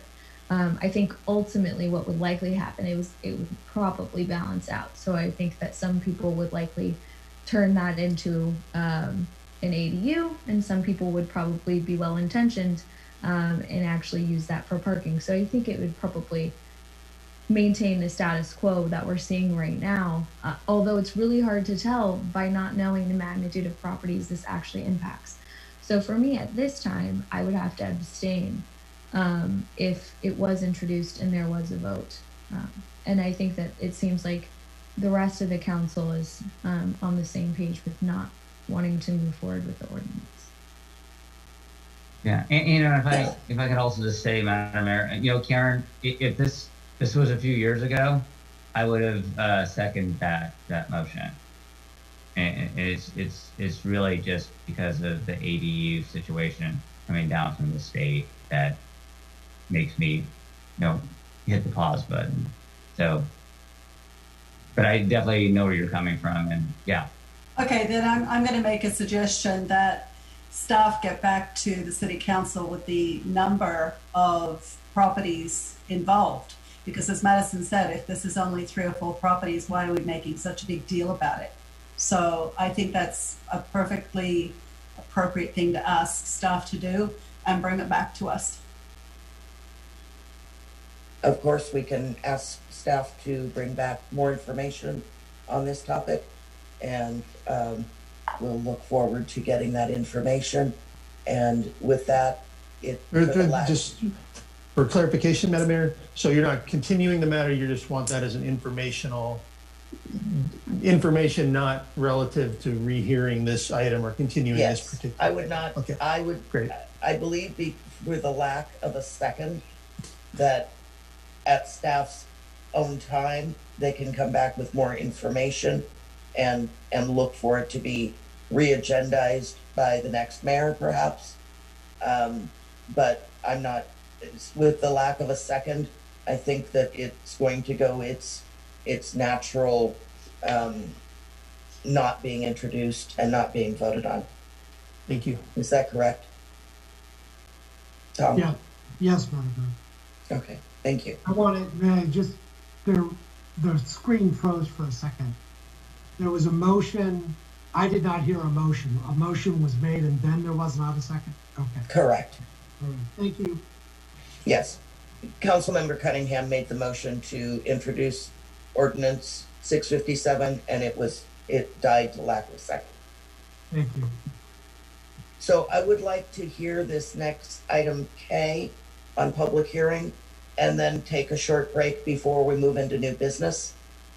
So with that, item K, public hearing, is to consider adoption of resolution 2020-56, imposing assessments on certain specially benefited property owners in Sierra Point for developing, implementing, and maintaining a utility structure monitoring program. Staff report, please. Well, Mayor Pro Tem, council members, the third public hearing item on your very busy agenda tonight. Let me go through the staff report rather quickly for you, primarily because of all the properties that have been identified that an assessment would be imposed against them. None of them have protested it, so this may just be a conversation we're having with ourselves. So what we're really doing out here is, as a result of operating water systems out at Sierra Point, we have utility structures that are in the ground. And these are primarily control valves, isolation valves. Because we have those, San Mateo County Environmental Health came out and said, you need to implement a structure monitoring program, a plan, and then you have to follow through with it every year. And we've done that for about 2 years now. The burn rate on that has been at about 20 grand a year.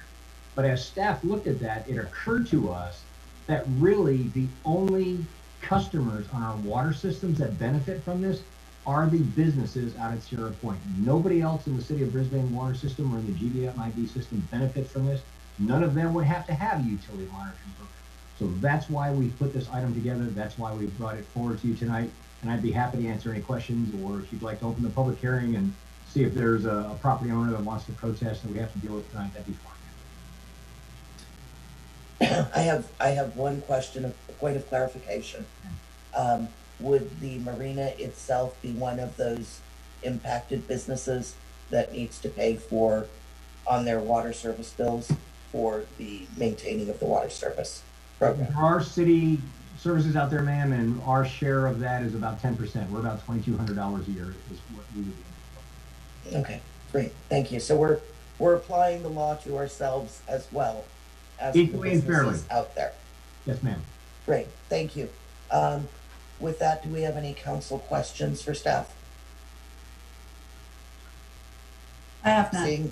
Seeing no takers, I will request that we open up the public hearing. Do we have any written communications or members of the public who'd like to speak on this item? There are no written communications and there are no members of the public wishing to speak at this time, Madam Mayor. Thank you. With that, I'd take a motion to close the public hearing. So moved. Second. Thank you very much. Roll call vote, please. Councilmember Conway,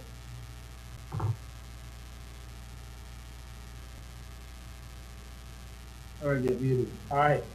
Councilmember Cunningham, Aye. Councilmember Davis, Councilmember Davis, You're muted, Madison. Aye. Councilmember Lance, Aye. and Mayor O'Connell. Aye. Thank you. That closes the public hearing. Now I would entertain a motion to approve resolution 2020-56. So moved. Second. And a second. Thank you. And with that, a roll call vote, please. Councilmember Conway, Aye. Councilmember Cunningham, Aye.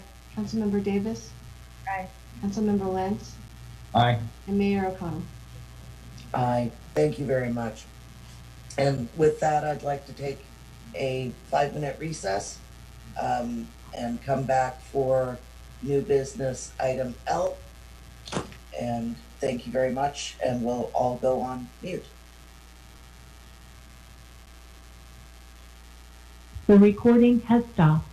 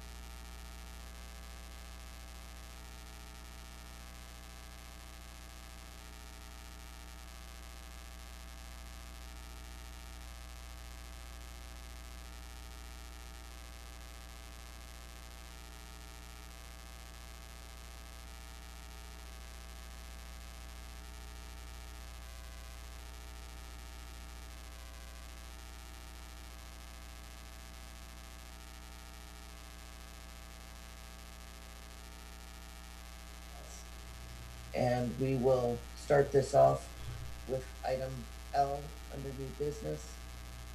And this is to consider potential sale of city parcel APN 05-300-999, formerly the SP Railroad SBE 872-4123R. And this is an item that has been continued from our meeting of September 17th. And it's an item that we brought into new business so that we can show transparency. And I did want to ask for a city attorney opinion on whether the item that one of our members of the public brought up would have any bearing on this. They brought it up in oral communications. I don't think we need to hear that again, but I would like to get an opinion from our city attorney if that information precludes us from discussing this. No, Deputy City Attorney Roush looked at it earlier today, is my understanding. I read it this evening prior to the meeting. The reference in 1995 to public properties, as I read it, is a generic reference for use by the public. It does not mean it came with limitations. I guess there is an argument. I don't think it's one that can be upheld, but there is an argument that, well, they said public, how can it become private again? The reason it can become private again is because potentially private again. I'm sorry, Madam Mayor, I forgot.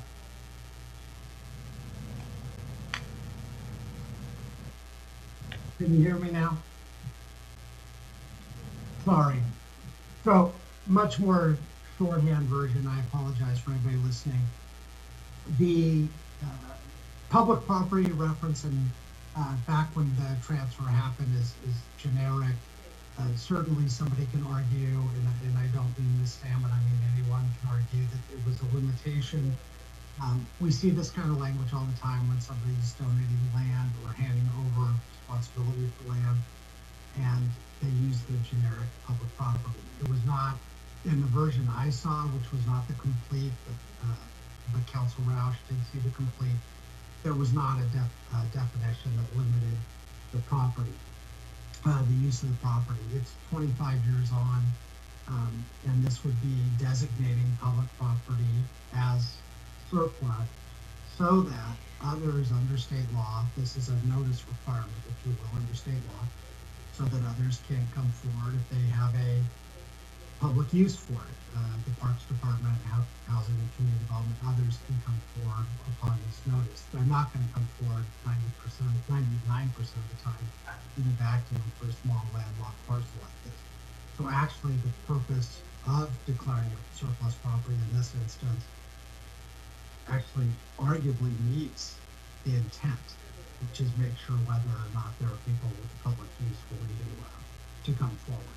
With that, it's up to the council to decide whether they want. Okay, you were fading out there. You were very difficult to hear. I think we got the gist that we're okay to move forward with our discussion and or deliberations. So with that, staff report, please. Yes, ma'am. Good evening once again. If the clerk could let me share my screen, is that possible? You are co-host. I already have co-host capability. All right. Capacity. So let me get into this. Let me share this out of the way. So first off, Madam Mayor, if I may I ask the council, is that at a Zoom level that's comfortable? Can you see that? Can you start to make distinctions out, or do I need to zoom it? I believe that's a good size for this presentation. Okay, please, for comfort, if anybody needs it zoomed up higher, please let me know. I'll zoom in and just drag things and move them around as I need to.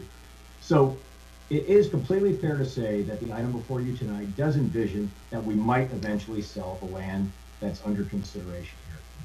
And for those of you who were seated on the council back in 2014, this is a little bit of deja vu. But it's not deja vu all over again because there's a new wrinkle in it, which, as the city attorney just explained, there's been a recently passed law, it's the Surplus Land Act, which requires that when a city finds that it has some public land that it no longer feels it has a public use for, it has to declare it surplus. That's the language in the act. There's nothing else meant to it by that. And really, I think, as Mr. Monroe pointed out, the primary purpose of this was to recognize that there's an incredible housing shortage in the state. And we wanted to make sure the state as a whole wanted to make sure that before public land was sold, if it looked like it could be viable for targeted housing, we wanted to make sure those people were aware of it. So a huge part of declaring the land surplus is identifying it and sending out formal notice to specified parties so that they can become aware. Okay, so that's really the action tonight, is whether or not we're going to declare this parcel, which is in blue, as surplus. And I'll go through some of the drawings and the attachments that are in the staff report, just so you can get a sense of where we are. So this parcel in blue is the spur that we're talking about. And I will tell you that very similar to the parcel that was earlier sold to this business down here at 201 South Hill, the city has not had public access to this since it came to us. And the reason is, what we'll show you is, you can see right here, you see this property line here? That is the property line that separates the business at 151 West Hill, which is Frito-Lay people. This is the business at 211. Prior to Foremost McKesson donating all this land to us, this business here bought this piece. So even though we used to own this spur, which we could access to South Hill, that was fine. But even when we got this land in 1996, if you came up the spur that we no longer own, you had to trespass on someone's property to continue over. And as you can see here, there's no access right now from West Hill, because where this parcel goes, this is actually on the parcel where Hensley and Cool Solutions operates. So the only way you could theoretically get to it from a public place is not from the city of Brisbane, but you would have to go up into the San Bruno Mountains State and County Park and access it down that way. And so there's a question of, is there any value of having a 44-foot wide parcel, a spur, that's encumbered by a V-ditch taking up about 15 feet of that width? Is there any reasonable use? What could the city possibly do with that? So with that, I'll try and, with this zoom out, I'll try not hurt your eyes as I go to the next piece. Let me rotate this for you, please, in just a second. Okay, so this is showing the parcel that we did sell back in 2014 to Shanky. And the point of me providing this drawing for you again is that this really shows that discontinuity I was talking to you about. When I showed you before that there's the property line between 151 and 211, you can see that parcel line right there, and you can see what this business has done. When they bought this, they bought it because they were doing an expansion and they had to meet parking requirements, and you can see they built concrete all the way out to the V-ditch here. So that's the current condition of the land immediately southeast of the parcel we're considering, that we're asking council to consider declaring as surplus. And so then this is the parcel that was previously in blue. You can see the condition of it. And I put this on here just because I needed to put it on 2 slides, because now you can see we're on its southeast end. It dead ends too against this right here. And as I showed you earlier, it's completely trapped. It's an island. There is no way to legally access this. I mean, if you come down here, you have to trespass on this person's property to get to it. If you think you're going to go through Frito-Lay's fenced distribution warehouse, you have to trespass. If you're going to use Hensley's parking lot, you have to trespass. So it doesn't have legal access. And what I would talk about too is that one of the things that was very clear to us during our conversations when we were discussing selling this spur down here is that we talked that one of the uses of those funds or some future action would be to try to get access there, would be to very much try to do that. And so as we've negotiated with who we think will be the most likely candidate to want to negotiate with the council, what we've asked them to do, what we've told them is that you will have to give us a 5-foot wide hiking path on this part of your property here. Right along your property line, you're going to have to give us a 5-foot wide trail. And then on the spur we're selling you, you're going to have to give us a 5-foot wide trail that goes all the way down here, that cuts over to here, and that takes us right into the San Bruno Mountains, the east part of the mountain. So that is what we've told the person that came to us, and I use Frito-Lay because that's who they are. We know who they are, and they approached the city because they, very similar to what happened down here with Shanky, they've got a business expansion. They are trying to combine their existing operations that are lower down on Valley in this area here, and they need parking. They need parking for some vans and trucks, and that's what they want to do with this space. So the condition would be very much like the condition is here, where it's being used for parking. I don't know that they plan to concrete it or not, but that's what the intended use is. Very similar to the existing use, immediately contiguous to the site. Let me see how many more photos we have here. We do not. So that's that. Those are all the photos I have here. Everything else is just staff reports. So I think at this point in time, I'd be delighted to take questions from council, or if you wanted me to talk about how the staff report envisions what the next steps were. If council does want to declare this land surplus, we could do that. We could go in any place the council wants. Thank you so much for that. Do we have council questions for staff? I have one, Madam Mayor. Okay. Yeah, Randy, so I see that the negotiation would be that they would provide the 5-foot wide path on their own Yes. coin, I guess you could call it, their own dollar. Oh yeah, they would the conversations that I have had with them, and again, this is what's so awkward about this new state law, right? Because normally what we do is when you do real property negotiations, you have conversations in closed session, right? And the reason you have those conversations in closed sessions is because if you were buying and selling a house, you wouldn't be having a conversation with your partners in front of the other real estate agent, right? And in front of the other buyers. So this kind of takes some of those conversations we've had that I've had with you acting for your property negotiator, for the city manager, and kind of outing what I've told them. What I've told them is that basically, if the city council was even going to think about selling this, I don't think they're going to sell it unless you give us a 5-foot wide path that starts at West Hill Place, gets us to the spur, and then gets it all the way down that spur and connects us to the state and county park. And on top of that, I think you're going to pay for it. You're going to build it. And I will tell you their answer has been, okay, that sounds fair. Okay. We should, Sure.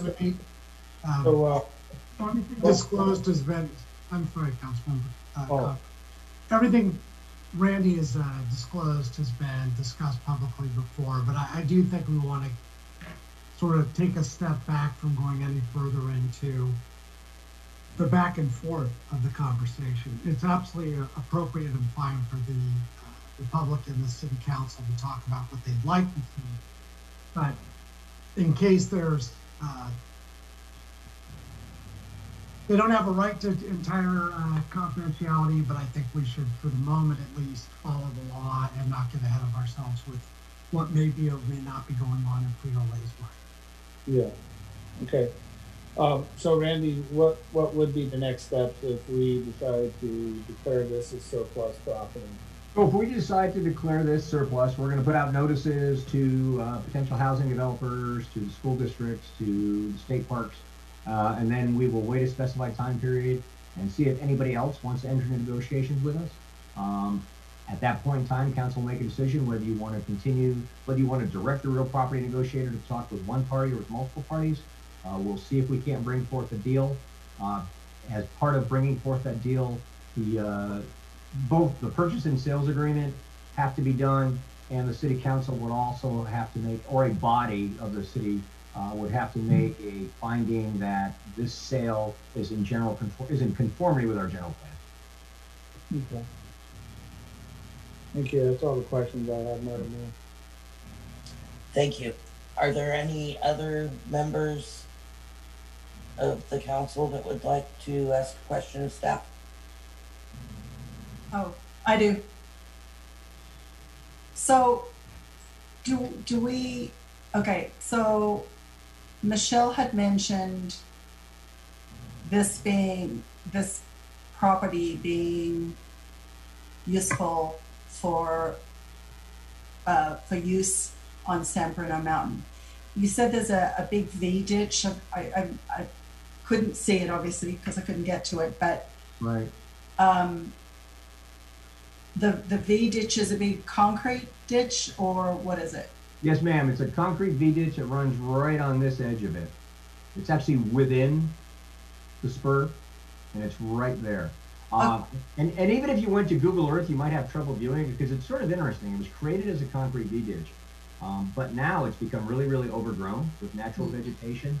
And so it kind of follows that theory we've gone along of where we've had a lot of conversations about taking concrete ditches and turning them back into a natural environment. And what we're seeing with this is that on the one hand, some people say, wow, you know, litter gets trapped in there and that's really unfortunate. But I actually think that's really good because the litter gets naturally capped in the trees or caught in the trees in the bush. And then we're able to pull it out before it goes into the sedimentation basin directly into our storm drain pipes in the bay. So it's really serving a nice natural filtering process. So if we're talking about a 5-foot walking path to get onto San Bruno Mountain, why are we going around the back? Does the V ditch stop back here, back to the left? Yes. Okay. And then is there a walking path into the mountain from there or not? So the only paths that are out there are, how would you describe them? User created. There's the closest path that's on the state and county master plan is a quarter to a half mile away from the southwest edge of the Hensley building. But I mean, for those of you that have been up on the mountain, okay, we all know we can all out Crystal Cave. Crystal Cave's up there. It's not what you would call.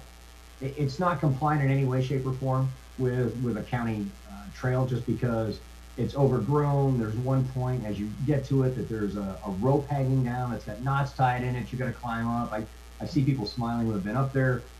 It's a great cave. I mean, it's a lot of fun. It's a hoot, but I can't tell you that there's a county approved trail. Okay, thank you. All right, I have some questions, Madam Mayor, if no other council members have questions. Okay, so I just, you know, for you know, transparency, you know, I met with members of Mountain Watch on Sunday morning. We also had a robust discussion last night. I did receive a couple of phone calls from a representative from PepsiCo, Frito-Lay, yesterday morning. And so in the conversations I had with the representative from Frito-Lay, they, you know, of course, they want to buy the property. You know, they mentioned the things that Randy had mentioned. And we also talked about, you know, potentially having a 5-foot pathway easement in the, I guess it's the southern part along the V ditch and the potential fencing. And so, Randy, I know that you you know, had showed this 5-foot pathway, and I think there might be some confusion in what I had mentioned to them, if that was something that they would be willing to do, because it was something that had been mentioned to me from Mountain Watch folks that you know, we might be that we would lose this access along the spur that goes to this trail, and you can kind of faintly see it on this map. So so I'm sorry, sir, where's there a trail on this map? Yeah, so, you know, if you wouldn't mind just kind of pushing up the photo so more of the west is shown. Oops. Oh, sorry, I can't do it that way. Hang on, I gotta get smarter than OD in this. Okay, right here? Yeah, and then so this trail here? No. So there's a very faint trail. So Sunday morning, before meeting with Mountain Watch, I got there early and I just walked the site, and at the end of the spur, and it's actually it looks like it's a PG&E easement. You can see from this photograph, here, it's exactly right. So that's a PG&E. That is on the PG&E easement, And that's what they use to access their transmission lines to go right through here, sir. That's where, on the maps, Go ahead. that's where the large PG&E easements right through there. Yeah, so you know, I hiked up that thing, and then I don't know, maybe it was about 100 feet. Then there was a trail that went left, and it was a pioneer trail that I wound up taking actually to the quarry. So I don't know if it shows up on this Google satellite image or not. I'm not familiar with that PG&E trail, sir. I had never seen. We're not seeing what you're discussing. No, I'm I not don't seeing see what it you're on here. discussing. Yeah, I don't see it, Madam Mayor, and I had never been on this trail before. I didn't know it existed until I started just exploring. So I thought that was interesting. And so, you know, the desire of members of Mountain Watch to have access to this trail and you know, of course, other trails, you know, made me ask the representative if that was something that they would be willing to do. And I'm not sure, are they here tonight? I know it's not, we're not negotiating with them. They don't have, you know, a proposal before us. We're just really supposed to be dealing with, do we make this land surplus or not? But is someone there from Frito-Lay? Sir, you're asking me that question, or yes, I am. I'm not aware that anybody's here. It would be, if it was, it would be Ms. Kathy Alfano, the lady that I believe spoke with you. Yes, she is the one. Okay, so you know, I had sent you and Clay a list of questions, and I appreciate you getting back to me. I'm gonna go through those questions. So let's see. You've already responded to some in your staff report. So one of the things that we talked about was, you know, that you talked about was that the V ditch is part of the spur, and that actually potentially part of the spur could be beyond the V ditch up the slope of the mountain, correct? Right. Well, I mean, what we're talking about is we're talking about getting to the mountain from here. That's what we're talking about, finding access. That's the current conversation we've had. Can I ask? If you'd like, I could try and share the screen that might show the area you were talking about. Would that be of any interest to you? Before we do that, Randy, is what you're about to show, is this, I understand PG&E is easement, is the scrub area in front of us, is that private property or public property? This is public. It's the state and county park. And is it fenced or no? That portion of it? I don't believe there's any fencing here. I don't know what's on this property here. I wanted to make sure we were not showing people how to go on to a parcel that they're supposed to not be on. Okay. Right. Yeah, I've never seen fencing, Tom. Thank you. All right. Yeah, the reason that I asked, you know, there is a lot of invasive plant material, mostly gorse. So, you know, we did talk about, you know, the upkeep of the spur of the V ditch. That could be possibly something that would be required if we were to sell the property and then have that buffer be maintained and invasives potentially removed, Randy? Yes, sir. I think, and obviously we're talking about things that might be desired points. Might be. If we were to declare the surplus, and if we were to eventually end up in final negotiations with a business such as Frito-Lay. And I think that just about anything that you can envision as reasonable is reasonable to ask for. Two parties doing an arm's length negotiation can ask each other what they want and make a deal that they both think is fair. Did I freeze or? Yeah, no, that was a good response, Randy. Thank you. So, and then just to be clear, the city never initiated any willingness to sell to Frito-Lay. It was they solicited us, correct? That is correct, sir. We have never gone out and offered to sell. I've never gone out and offered to sell property, and certainly not these two properties. In both cases, we were approached by others. With the last one we sold, there was a broker representing that business, and in this case, it was Frito-Lay directly contacted. Oh, okay. And then, We're another having question. a little bit, I hate to interrupt, we're having a little bit of distortion from Randy. It may be that your virtual background is causing that, because it uses so much extra bandwidth, but I just wanted to make that clear so that we didn't have communication issues with the public on this item yet again. And then another question, Randy, in regards to fire safety, the hillside comes close to the adjacent property, right? The parking lot is butted up right next to the V ditch. What's being requested from Frito-Lay is to do something similar. Has there been any response from the fire chief or any other North County Fire representative in regards to potential risk of fire? No, sir. No, I mean, so the fire chief was aware that this area down here previously was planned for parking and building expansion, and they had no concerns about fire. And I think it's pretty clear, you can see from here, that the vehicles are being allowed to be parked right up to the V ditch, and there's no restriction from the fire department or the fire marshal.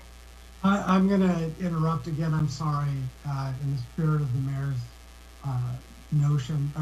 note, Randy, can you turn off your video and just leave it on your mic? We're not hearing you well, and I don't want the same problem the mayor does. I think I may have to stop sharing due to I'm having a little bit of difficulty. Let me hit stop sharing first and try and find my full screen again. Maybe if you stop sharing, that'll be enough. I don't know how the bandwidth works.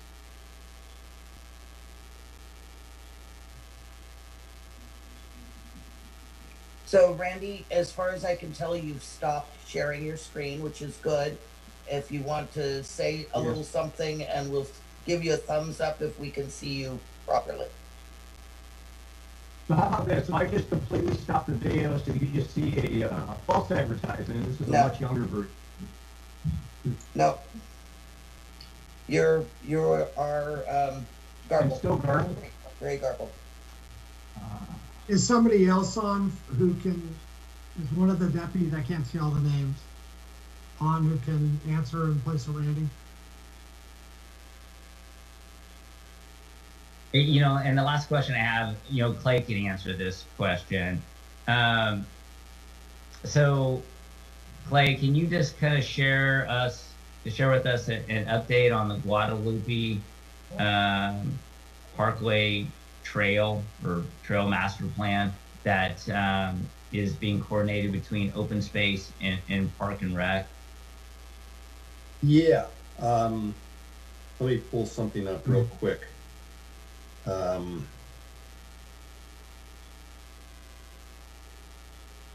So the planning process is moving along. We have a consultant on board. Council may recall that we approved a contract some time ago. And they have been interviewing people. They have a draft that they anticipate coming forward with relatively soon. That will be out for review by the various stakeholders. I don't have a date that this is likely to come back to the council. It'll go to the Parks and Rec Commission first, and then to the council. So the process is moving along as one would expect, and soliciting public input throughout. All right, and then Clay, part of the master plan is to evaluate, what everyone, I guess, uses or considers to be the Crawford Park / Guadalupe Trail, but then also looking at various other, trail opportunities out of the system to connect with the mountain. That's also part of the master plan process. Well, I think it certainly is if that's what the issues that people are bringing up. You know, I don't really know at this point what items the various participants have raised, but you know, certainly anything along those lines would seem to be appropriate for this master planning process. I know they're looking at a number of other items such as you know, the maintenance of the creeks and the various waterways through the area, as well as the potential for murals with the private businesses and stuff. So there's kind of a wide spectrum of ideas that I think that are coming through in this process. You know, certainly when it gets to city council, you know, that there's an opportunity for the council to weigh in on additional things that you may see appropriate at that point. All right, great. No, thank you for that update, Clay. All right, Madam Mayor, that's it for me. Madam Mayor, I'm going to check back in. Can you hear me better from this workstation, perhaps? Yeah, I can hear you fairly well right I was masquerading it. I was doing a disservice to Angel Ibarra's screen, but I see that the clerk has changed my name, so I'm properly identified now. Good, thank you. Are there any other council questions for staff? So in the interest of transparency, I spoke with a member from PepsiCo, Frito-Lay, and she had stated that she had, you know, spoken with some members of the community and with some members of the council. There were certainly no specifics discussed. She did talk about their green business plan and that they wanted to work with the community in however this issue got resolved or not. And that's about the extent of my conversation. And that was with Miss Alvaro, I believe. I'm sorry? Alfano. Okay. And with that, I think if we don't have any other questions for staff, we should open it up for public comment. And do we have any written communications first from the public? Yes, I'd like to share a public comment written by Dana Dilworth from the September 17th council meeting. Randy Bro is incorrect. A part of the Shanky sale was to provide access. She also has a follow-up letter. It's from Dana Dilworth regarding item new business L, sale of public land, October 1st, 2020. I appreciate your attempt at transparency, but I think you have missed the point about an open process before public land is determined as surplus for this or any other venue of public land title transfer.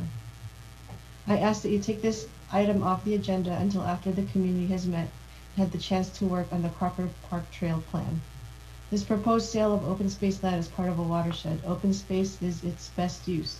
It's part of a park system, which trails are its best or second best use. I find it hard to believe that lands adjacent to the San Mateo County Park are considered surplus for the purpose of a parking lot, when the land already serves two important general plan element functions. Perhaps you should check how you define surplus. General plan compliance. Or has the expansion of businesses in Crocker Park been reviewed on an environmental scale? Crocker Park is a certain number of square feet. Everyone is entitled to the same density.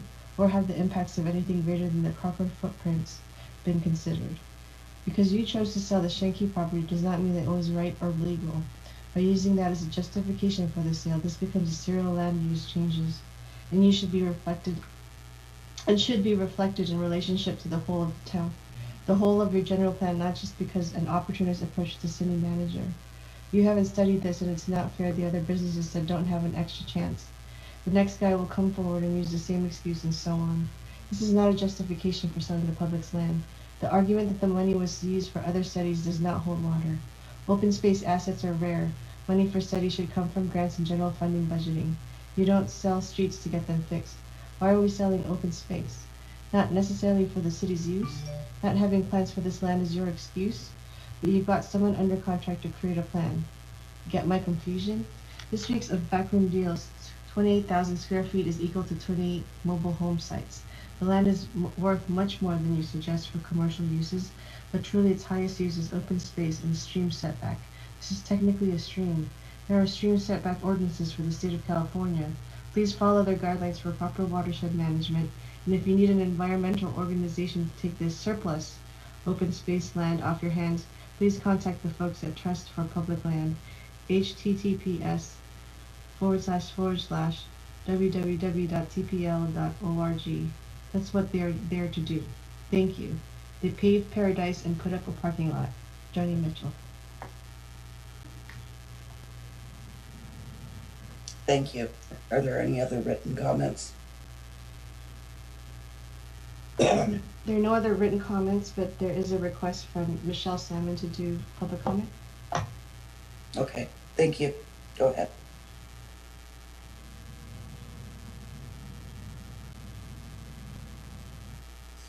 Michelle Salmon, Brisbane resident. I am on the board of San Bruno Mountain Watch, and I also sit on Brisbane's Open Space and Ecology Committee. But I am here mostly as a Brisbane citizen to talk to you about this. And I have several points I want to make, and it may take longer than 5 minutes. And because we didn't have an opportunity to prepare, I'd like a continuance so that we can prepare a presentation for you from the public about the value of this land. And you can see for yourself in this presentation, or I'm happy to take a walk with any one of you and show you exactly what we're talking about. First of all, I am going to go back to the original agreement, that parts of which I read earlier, because it is very relevant to this. This land was donated to the city of Brisbane. At that time, it had a value of almost $3.4 million in 1995 dollars. And McKesson Corporation donated it to the city of Brisbane as for public use because of the deal that we made on the Northeast Ridge. And it is not right to take this out of public use and sell it as surplus land, because it wasn't intended to be surplus land. It was intended to be buffer zone and access to San Bruno Mountain State and County Park and to all the other public and social trails. And so it is very wrong to consider this surplus land. And Shanghai Bakery property shouldn't have been considered surplus land either. And that sale was also wrong.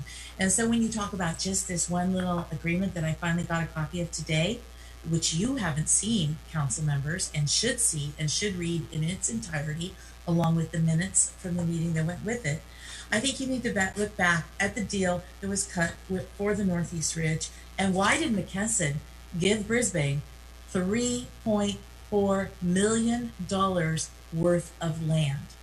Ask yourself why, and then turn around and sell it for $300,000 to Shanghai Bakery or to Frito-Lay or whatever. No, this land was for public access. So I'm asking you to do your homework and go back and look at the history.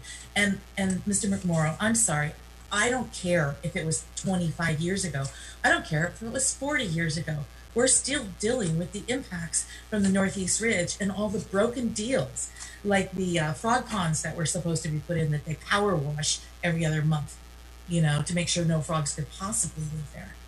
And so I think we really need to look at the covenants and conditions of the Northeast Ridge Agreement and why McKesson gave Brisbane, the people of Brisbane, $3.4 million worth of land for trails, bicycle paths, hiking paths, picnics, parks. If you read through this document, it talks about what they consider to be appropriate uses for this land.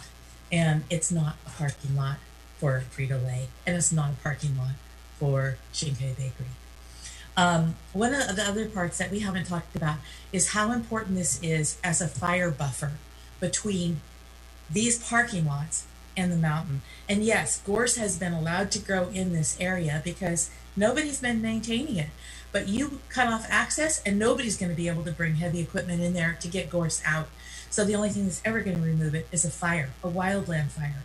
And we've experienced that. And gorse is extremely flammable. The whole backside of the property on Hensley is covered in gorse. There's several heavy patches of gorse right along that drainage ditch because the gorse seed has come down through the watershed, through Wax Myrtle Canyon and Devil's Arroyo. And this is part of the watershed. And that V ditch goes all the way up, like past Hensley, and you make the turn and you go up on the trail going up Devil's Arroyo.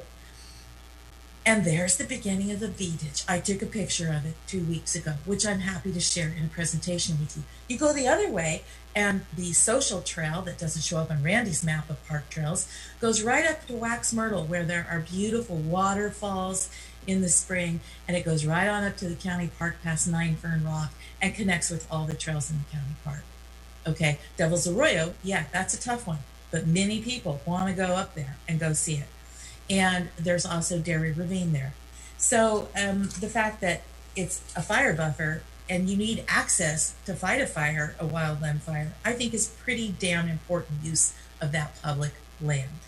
And so is the fact that this is a wetland drainage that goes all the way from here, part of the whole watershed of San Bruno Mountain is right here, where it comes down Wax Myrtle Canyon on one side and comes down Devil's Arroyo, and the hillside in between comes down into this V ditch. It's not a V ditch, and it was concreted in.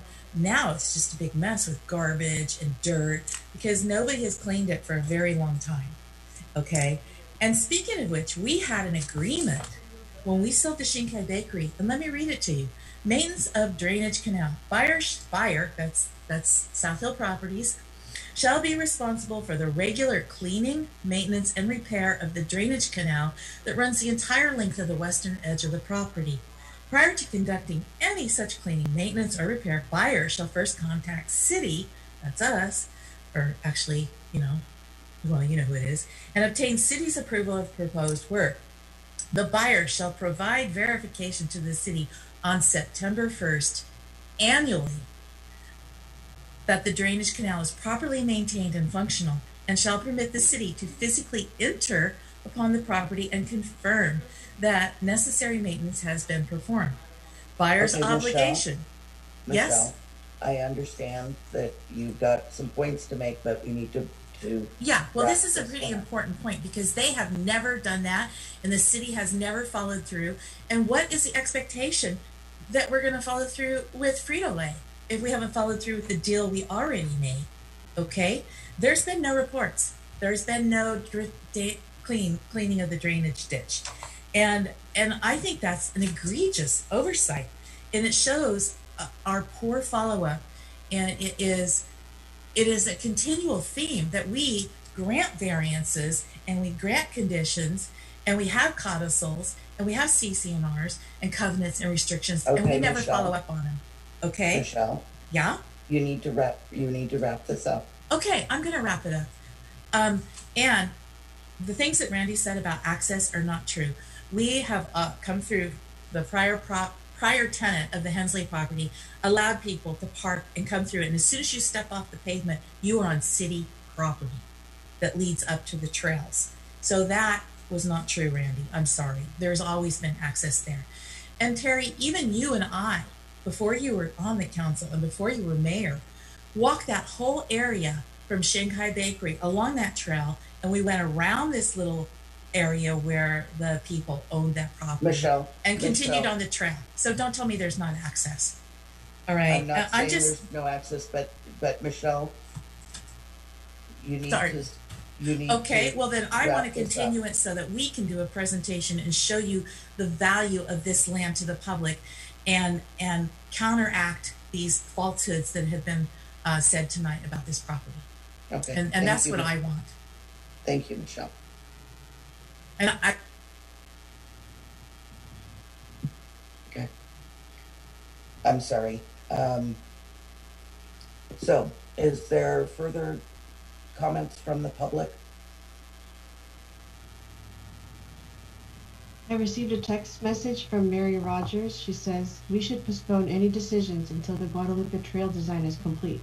This land should remain open space. Also, I encourage council to walk the property in order to see the potential fire safety issues." Thank you, Mary Rogers. Thank you. And do we have any other people waiting to speak?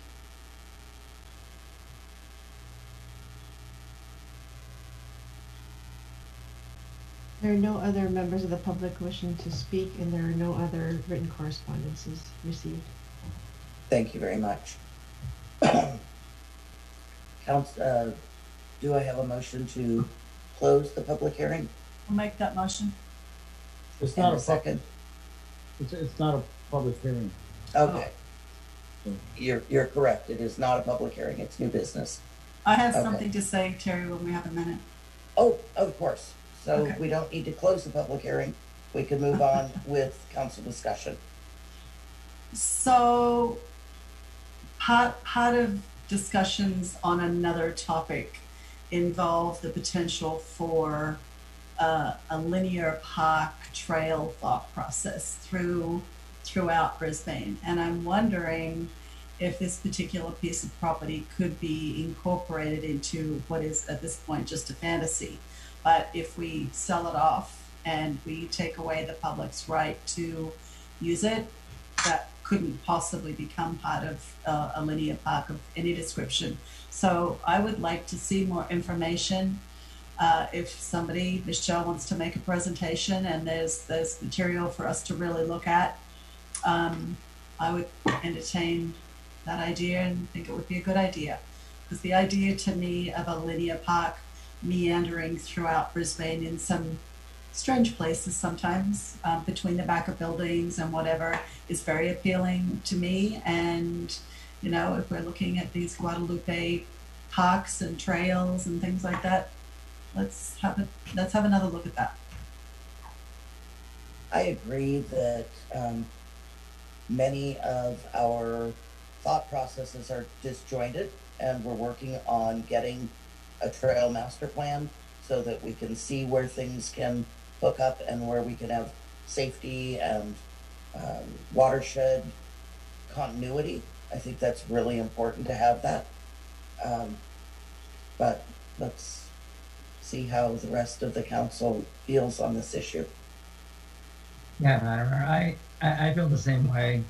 You know, since Clay has said that we're making good progress with the master trail plan, I think before we make any kind of decisions, we should really let that master trail plan process work itself out and identify all potential opportunities. Who knows? Maybe in the end, that site is viable, or maybe it makes sense to do something different with it. But I think if we have it in a plan and everything is, we've identified the connectivity. Since we don't have that plan, it does make it hard to really understand how it all fits together in a cohesive way. So that would be a recommendation that I'd like to make, Madam Mayor, is that let the process play itself out with the master trail plan, and then whatever is recommended out of that plan, then the council can evaluate from there. Okay. Councilmember Davis or Conway, any comments? I personally would like to see the original documentation.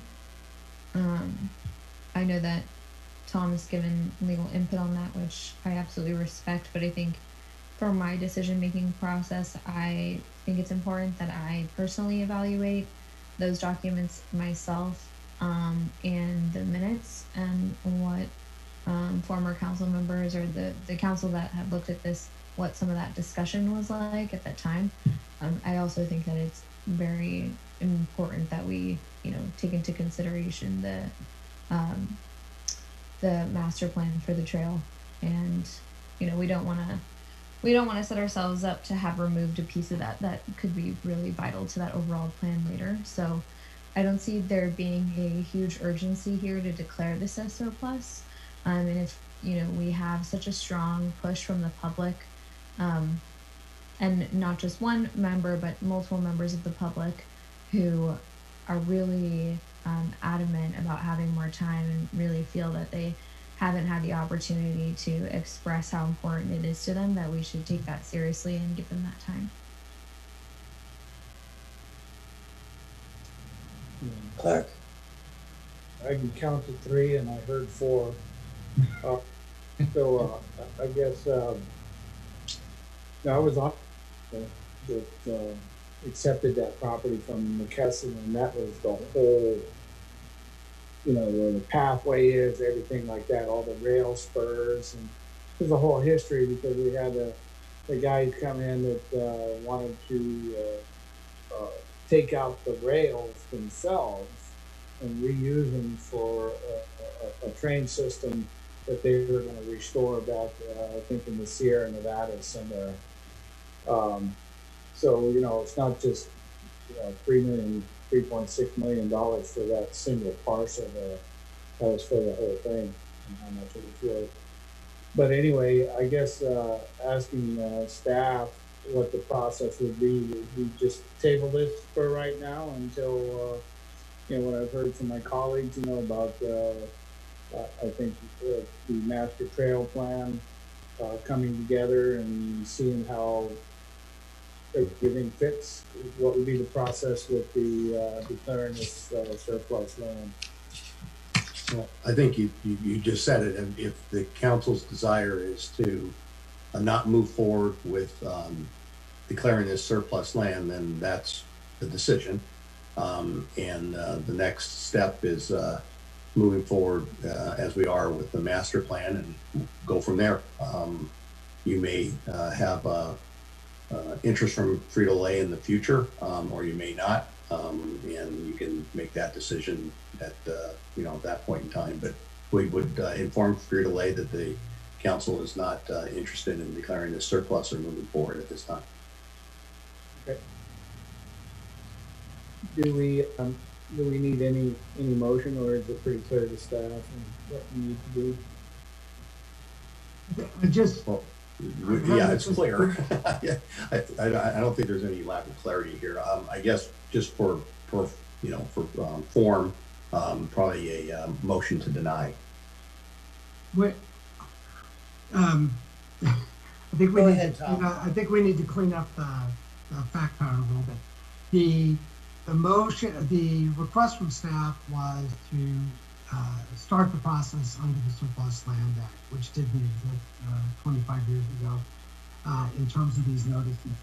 So the council can do exactly what it's doing, and that's entirely appropriate and fine. I just want to be clear that all that's happening here is you are saying you do not want to move forward with declaring the first step in the Surplus Land Act. This is not about the Frito-Lay or non-Frito-Lay transaction. The second point I'd like to make, just for the record, is, and I know, Madam Mayor, you said I was cutting out, so thank you for having told me that.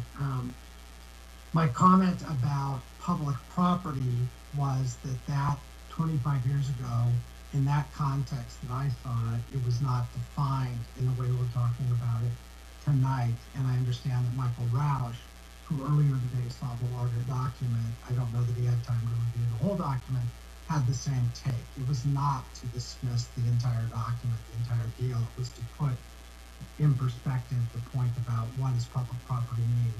With that said, I just know we're having communication gaps. I just want to make sure the record's clear on that. But tabling the motion, moving forward without a denial is entirely appropriate as well. But that's up to the council.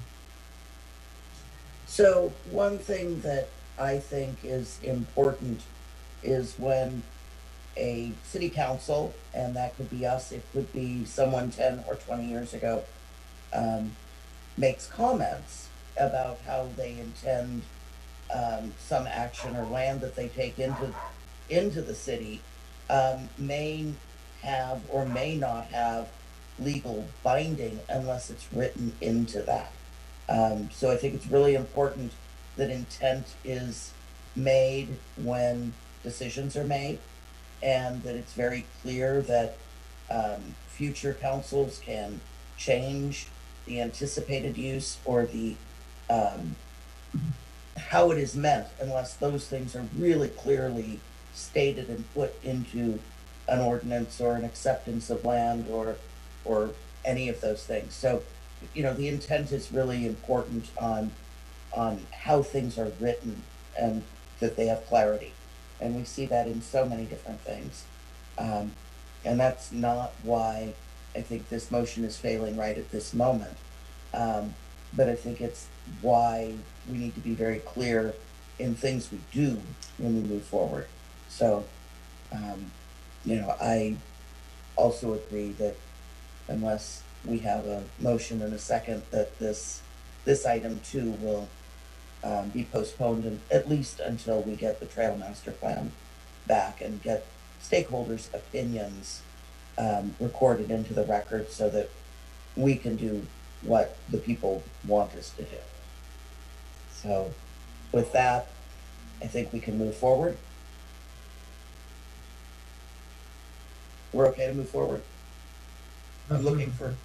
Yes, Madam Mayor, you're fine. You do not have to act on it. You didn't make a motion. It doesn't have to be voted down. If the city manager would like that, because that's the practice of the city, that's entirely up to the council and the manager. I just want to be clear that things have moved far afield from the original item. Okay.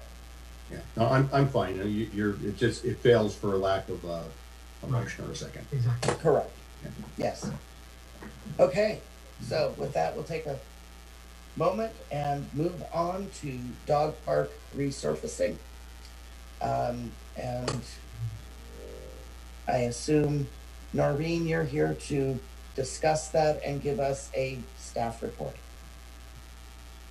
That is correct. Good evening, Honorable Mayor and Council members. Hopefully you can see my share screen here. Thumbs up if you can. Yes. Okay. I know it's late into the evening, so I'll try to be concise. Late last year, the Parks and Recreation Commission Recreation Facilities Committee met with the City Council Parks and Recreation liaisons at the dog park to meet with stakeholders. The purpose of the meeting was to engage them and gather input regarding their preferences at the dog park. Several residents at that time initiated conversations about the park resurfacing. In the past, generally speaking, dog park users have been pretty vocal in favor of grass, but also vocal about their dissatisfaction regarding the condition of the grass. The nature of use at the dog park is just so much more significant than what we experience at the community park. It's a very highly concentrated area, so it's important to note that the city's approach towards maintenance at the dog park will likely never result in mirroring the condition of the grass at the community park. In recent years, there seems to be a bit of a shift from dog park users towards support for alternate surfacing, such as artificial turf, pea gravel, or decomposed granite. Parks and Recreation staff earlier this year reviewed 24 local dog parks around the Bay Area and neighboring cities and agencies. Throughout that review, only 3 parks were found to have any real grass, and most of those parks were significantly larger than that of our dog park. The condition of the grass at those facilities was either similar to or worse than what we have currently at our dog park. In January this year, the Parks and Recreation Commission addressed this item. They reviewed various alternative surfacing options, as well as costs and pros and cons of each of those alternatives. They voted unanimously to recommend to the City Council to proceed with resurfacing of the park, including a majority of hardscape, such as decomposed granite, as well as some smaller patches of artificial turf. The existing grass area of the dog park is approximately 5,200 square feet, and I will zoom in here to show you. So what you see is the grassy areas outlined in yellow with the 2 existing decomposed granite hardscape areas at both the north and south ends. The scope of work for this project, as it's proposed, would include excavation, subgrading, and installation of the base plus the surfacing. The budget level estimate is approximately $60,000. Research conducted by the city's public works team suggests that the lifespan of this surfacing is approximately 50 to 20 years, and ongoing maintenance costs with mowing, frequent watering, annual reseeding, and new sod would not be required. Ongoing maintenance would include minor watering of the artificial turf for sanitation purposes, occasional brushing, and top coating of the hardscape surfacing as needed.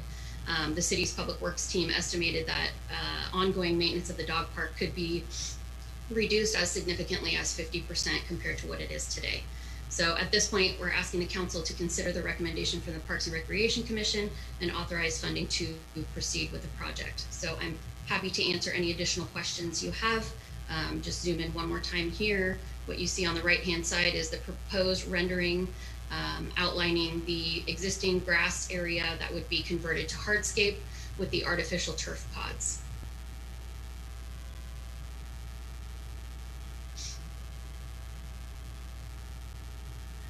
I'm sorry, what is an artificial turf pod? Fake grass, essentially. The pods are just smaller areas that would be designated as fake grass. Like little strips, right? Little. Yep. Mm-hmm. Yep, that's correct. Like what it shows, like a golf course. Okay. Right. Do we have any questions? No, I'll make a motion to approve to. Do we have any members of the public who have written or wish to speak on this item? Yes, we have written comments that Deputy Barrow will be reading. Okay, thank you. Thank you, Mayor O'Connell and council members. Dear City Council members, I understand that the council will be discussing the issue of dog park resurfacing. Regardless of what material council decides to install, my concern is the maintenance of such material and maintenance of the dog park in general. The current condition of the dog park is that of neglect. The city staff and council realize that the park is still being watered, yet there is not a single blade of grass left growing in the park. The current surface is a combination of dirt, mud, and rock. Who is in charge of the dog park? Who takes responsibility for this neglect? Who can guarantee that resurfacing will erase future neglect? Why is there not a sense of pride in this park? I would hope that council could address these questions before considering a resurfacing of the dog park. Thank you, sincerely, Sue Cochran. I have additional comment from Barbara Ebel. She wrote, I'm not in favor of artificial grass. When we looked into this for our home, we found that these products contain fungicides, moldicides, and other antimicrobial products that leach into the soil and are carcinogenic. The artificial Christmas tree has 10 times the carbon footprint of a real tree. I'm guessing that artificial grass has a similar footprint. Please make real grass work. Public grass is a good public grass is a public good valued by all. We maintain the grass at the community park as a public good. The water used to maintain the dog park is of an equivalent good. If you must do this, please be sure to use an artificial turf. Use one that has a robust buyback end of life program.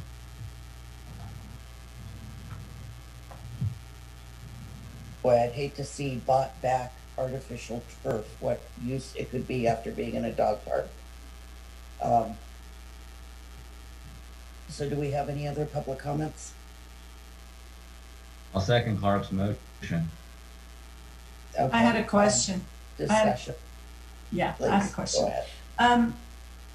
Noreen, the little inset photo that you put up, any chance you can make that bigger, please? I just want to look at it. Yes, one moment. Thank you.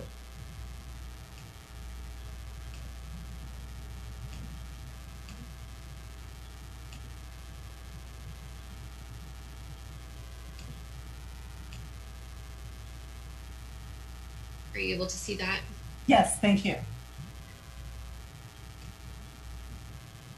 Zoom from here. Okay. Thank you.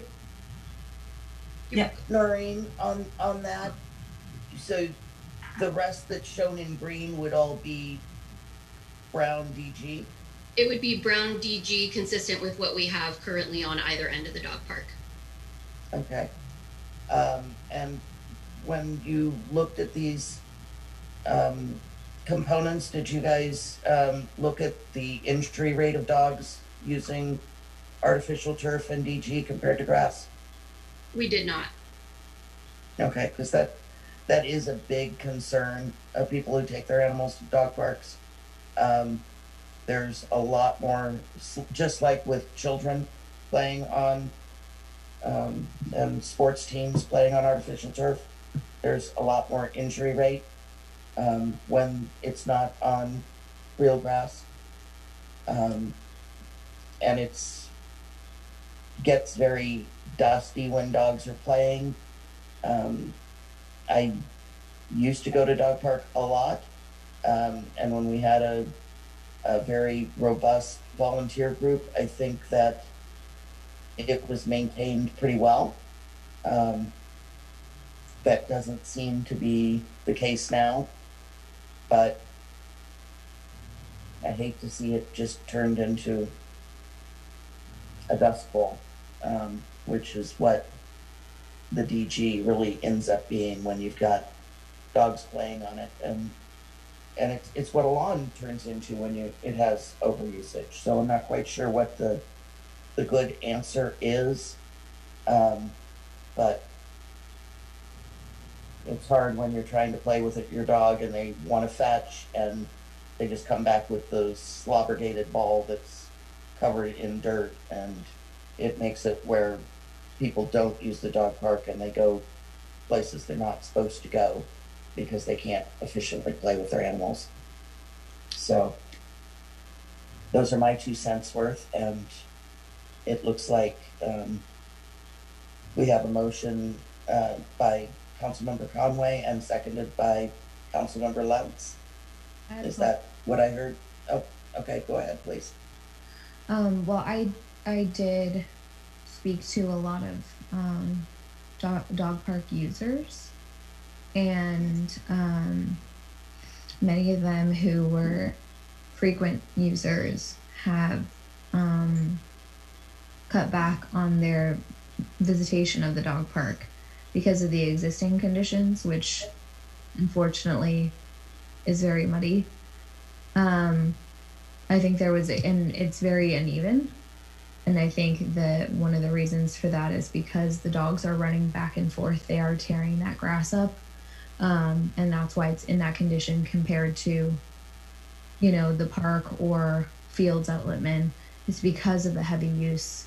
So there was acknowledgement that the grass is not in the condition that's ideal, but also this sort of balancing act where they're also acknowledging that even if the grass was replaced, because of the heavy usage of the dogs running, that the grass doesn't get enough of a chance to grow and continues to get degraded from the dogs running, which creates that situation where there are so many lumps that could increase the rate of injuries, not only to dogs, but to people who get their foot stuck in one of those holes.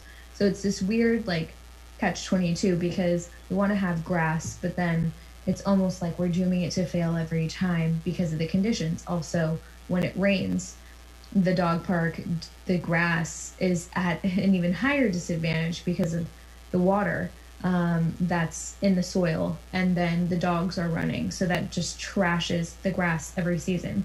So I would imagine the dog park, if we were to give it a chance with grass, it would need to be closed for a good portion of the year so that as not to destroy the grass completely.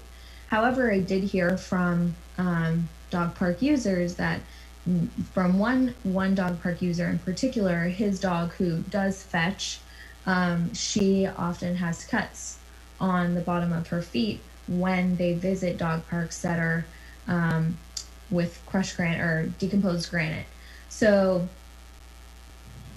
it seems to be this interesting conundrum here.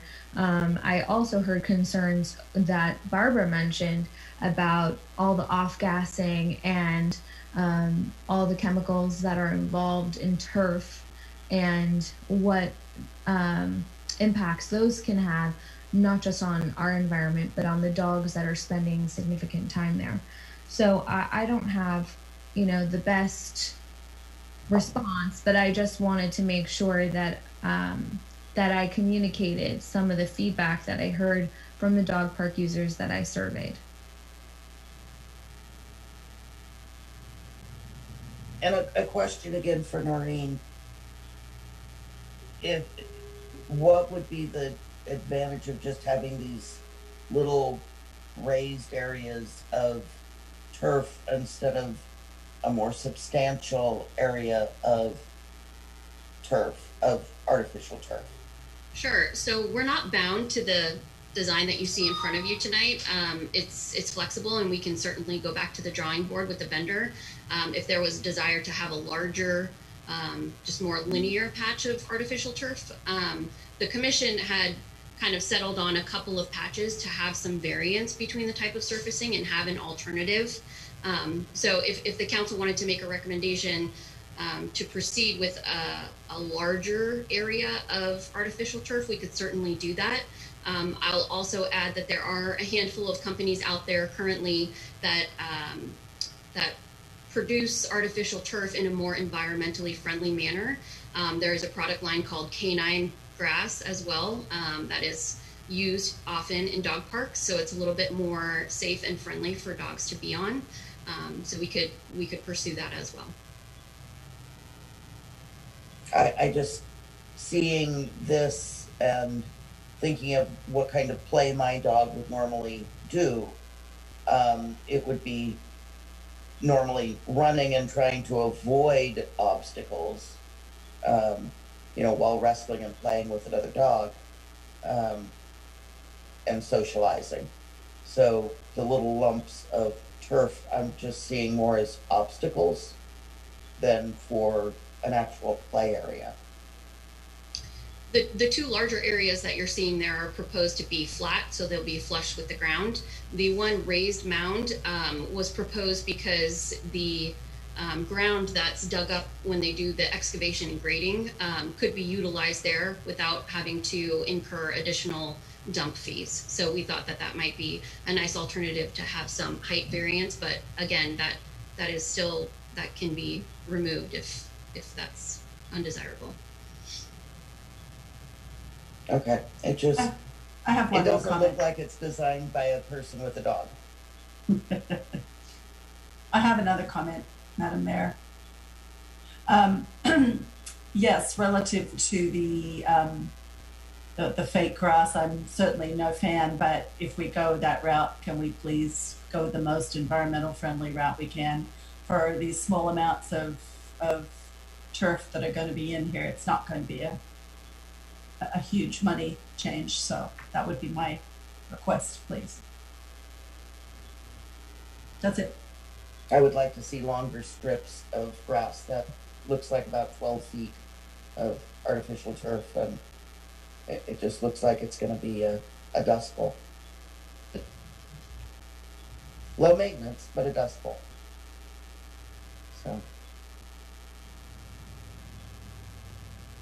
Yeah, if I may comment, Madam Mayor.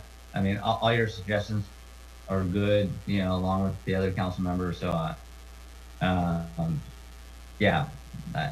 whatever you guys all want to do, I'm good with it. I mean, I'm sure it won't increase the budget that much to make it right. I mean, the people that are at the dog park, they love that site, and they're gonna want us to. If we're going to make a change, we should do it in a way that is representative of dogs and for dogs in the dog owners.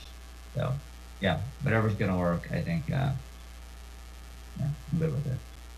Legal counsel, do I need to amend my motion? I think you do. You need to clarify it at this point, yes. Okay. Yeah, I think I would appreciate if there could be a little more clarity on what direction you want us to go. With the comments, Noreen, I think that Noreen that it's clear with the comments of what my colleague said about the material and stuff like that, that you can incorporate that into the plan. Yeah, what I'm hearing is that there's a desire to incorporate environmentally friendly and dog friendly materials when we're sourcing them. And I could be wrong, correct me if I'm wrong, but it sounds like there might be some desire also to make that one larger patch versus two smaller ones. The ones that you are seeing there pictured as flat are 50 by 15 pieces. So we could make that one larger patch if that's a preference. Noreen, I do have a question for you. So the existing grass. So you said that. So we have the two sides of the linear dog park. There is decomposed granite there now, right? And so, based upon what the previous grass area was, and if we were to make that all environmentally friendly artificial grass, what would be the increase from what you're showing us to what that might be? Yeah, I mean, it would be substantially more expensive. It is more expensive to install artificial turf, especially in an area of that size, about 5,200 square feet, versus the decomposed granite. Got it. So I mean, what you're showing us is also trying to stay within, a reasonable budget too. That's correct. So I have a question. The reddish gravel that is in the picnic area right now, isn't that cinder rock, not decomposed granite? Are you referring to this area off to the side? Yes. I'm not entirely certain what that surfacing is. It is different than the decomposed granite at either end of the park. Okay, because that is not, whatever that material is, it is not conducive to playing by an animal. It's certainly not. It was more to keep it from getting muddy. And that would be certainly sharp, comparatively. So, Madam Mayor, if we did expand the artificial turf to a certain size, and that's going to increase the cost. Is there like a budget not to exceed that the council feels comfortable with? Right now we're at a $60 budget. Should it go up to 75,000? Well, I haven't seen, I can't say off the top of my head what level should be considered reasonable by staff right at this moment, because I believe most of the cost is going to be in the labor to grade it, and there is right near one of the patches of turf pod, there's a drainage hole that I'm sure is going to need to be incorporated somehow into the plan. I don't see that marked on this, but there is, a grate where drainage happens. And I don't know how that would affect any of what they're planning to do or the costs for that. Madam Mayor, at risk of moving this along, but can I make a motion to take these comments and refer it back to the Park and Rec Commission, come back with a revised plan and budget?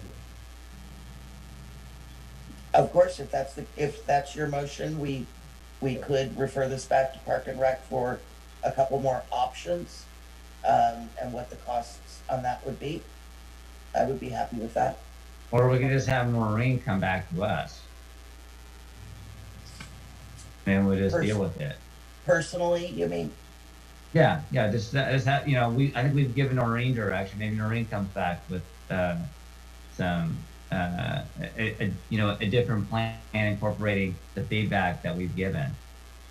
Okay, that's also, I think that's what what Clark was trying to say. Well, I mean, but not having the Park and Rec Commission have another hearing about it just have Noreen come back at another meeting to us. Excuse me, wait, to another meeting. Thank you for clarifying. To another meeting, yes. Okay. That would be giving direction, yes, Yeah.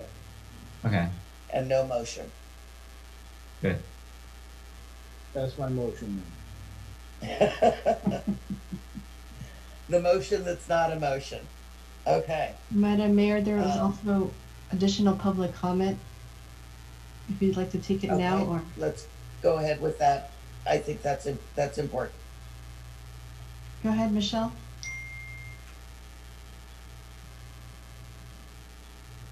And it's partly because of my background in botany.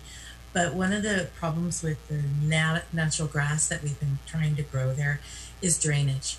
And we all know that this is a low-lying area that's very wet. If we raise the level of the dog park surface so that we had better drainage, kind of like what we did for the, that drainage basin that we did near City Hall, but raise up the ground level with a layer of, drainage rock, and then put a variety of natural grasses on top of that. Not just one kind of grass like we all like to see a big green lawn, but use like pods of different natural grasses. Like bunch grass is a native bunch grass is very tough, very hardy. And those tougher grasses would protect the more delicate grasses from getting so worn down when the dogs run around. And I think we should maybe experiment with that, and we could have a natural grass lawn, or natural, I don't want to call it a lawn. We could have natural grass, a natural surface for the dogs to play on that would be healthy, and it would be healthier for the environment too, because we would now be having an area that drained, and we wouldn't be having gravel that cuts up dogs' paws, because they're very sensitive, especially, young dogs. So I think we should really look into a whole, just like outside of the box thinking about raising the level of the dog park so it has better drainage, so the grass can survive and doesn't turn into a mud pit the way, our community park does in some places. And then experiment with using several different kinds of grass intermixed together to make a stronger playing natural surface for the dogs that doesn't get worn away. And we'll see right away which grasses survive and which ones don't. But we won't be replacing the entire turf. We'll just be replacing the pods that get worn out from too much play, that aren't able to survive the dogs. And we'll see which ones could do better with in a wet environment, or we've created a drier environment for the grasses, which makes them survive better too. And then we would solve the problem long term, instead of fake grass, etc. And I think everybody, especially the dogs, would be more happy. So that's my idea, and take it or leave it, because I don't have a dog in the game. I only have cats. But I do think that might work. Okay, thanks. Yes, please. Thank you. So we've given Noreen a lot to think about, and she can bring something back to us at a future meeting. Thank you, Noreen. Yes, thank you. Okay, that brings us to item N, the temporary shelter improvements for lunch truck at Park and Ride site.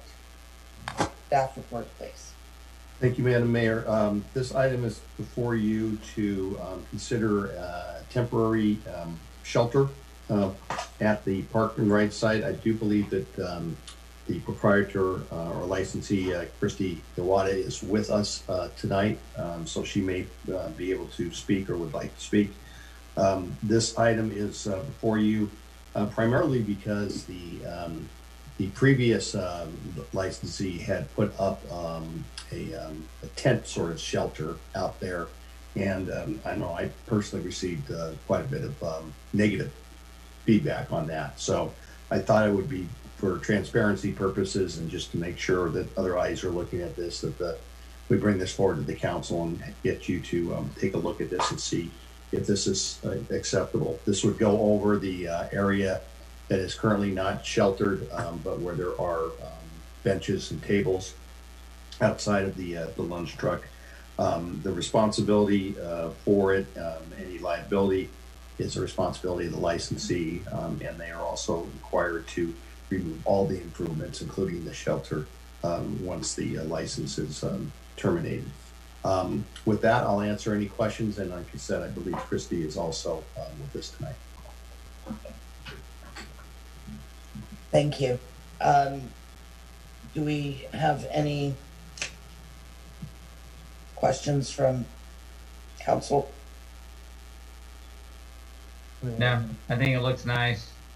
I think it would be an improvement for the area, and I think patrons like it. Sorry, I had a mosquito buzzing me. Waving my hands, trying to get it away from me. And when you say that it's a temporary shelter, this is temporary to the permitting process, not just a winter shelter. Yeah, it's meant to be there for 12 months a year. It will be subject to building permits and plan review, so it will go through that process to ensure the safety of the structure. Okay, and I was glad to see it wasn't a circus tent like before, because that was an eyesore. That's the input I had received. Yes. Okay. Great. Well, any further discussion from council? Make a motion to approve. Second. We have comments. Okay. Thank you. Madam Mayor, council members. Dear council members, curious about safety and liability. Is the ground going to be disturbed to anchor this structure? Who pays for it upon removal? Is there any liability in the event the structure takes off and is a danger to the public? Dana. That's all. I believe that was addressed by the staff report. Yes. To the satisfaction of the council. Okay. And we have a motion and a second. So roll call vote, please. Councilmember Conway. Aye. Councilmember Cunningham. Aye. Councilmember Davis. Aye. Councilmember Lance. Aye. And Mayor O'Connell. Aye. Thank you. Thank you, Christy, and good luck. That brings us to staff reports, the city manager's report on upcoming activities. Okay, thank you, Madam Mayor. The two items that I wanted to kind of highlight at the beginning here are the kind of the status of Plan Bay Area 2050 and the status of the regional housing needs allocation process. The city attorney may also want to weigh in on one or both of these, but provided you a staff report that just kind of provides the status.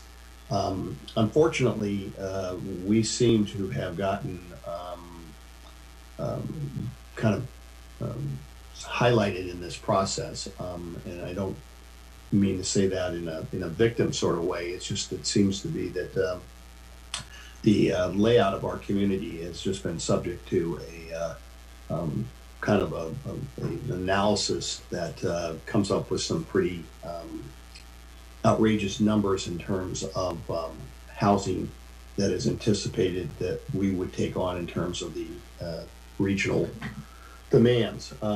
We are concerned that the Bay Area 2050, as it's currently modeled, could end up with a number of around 9,000 to 10,000 housing units that we would be required to zone for. And again, this is a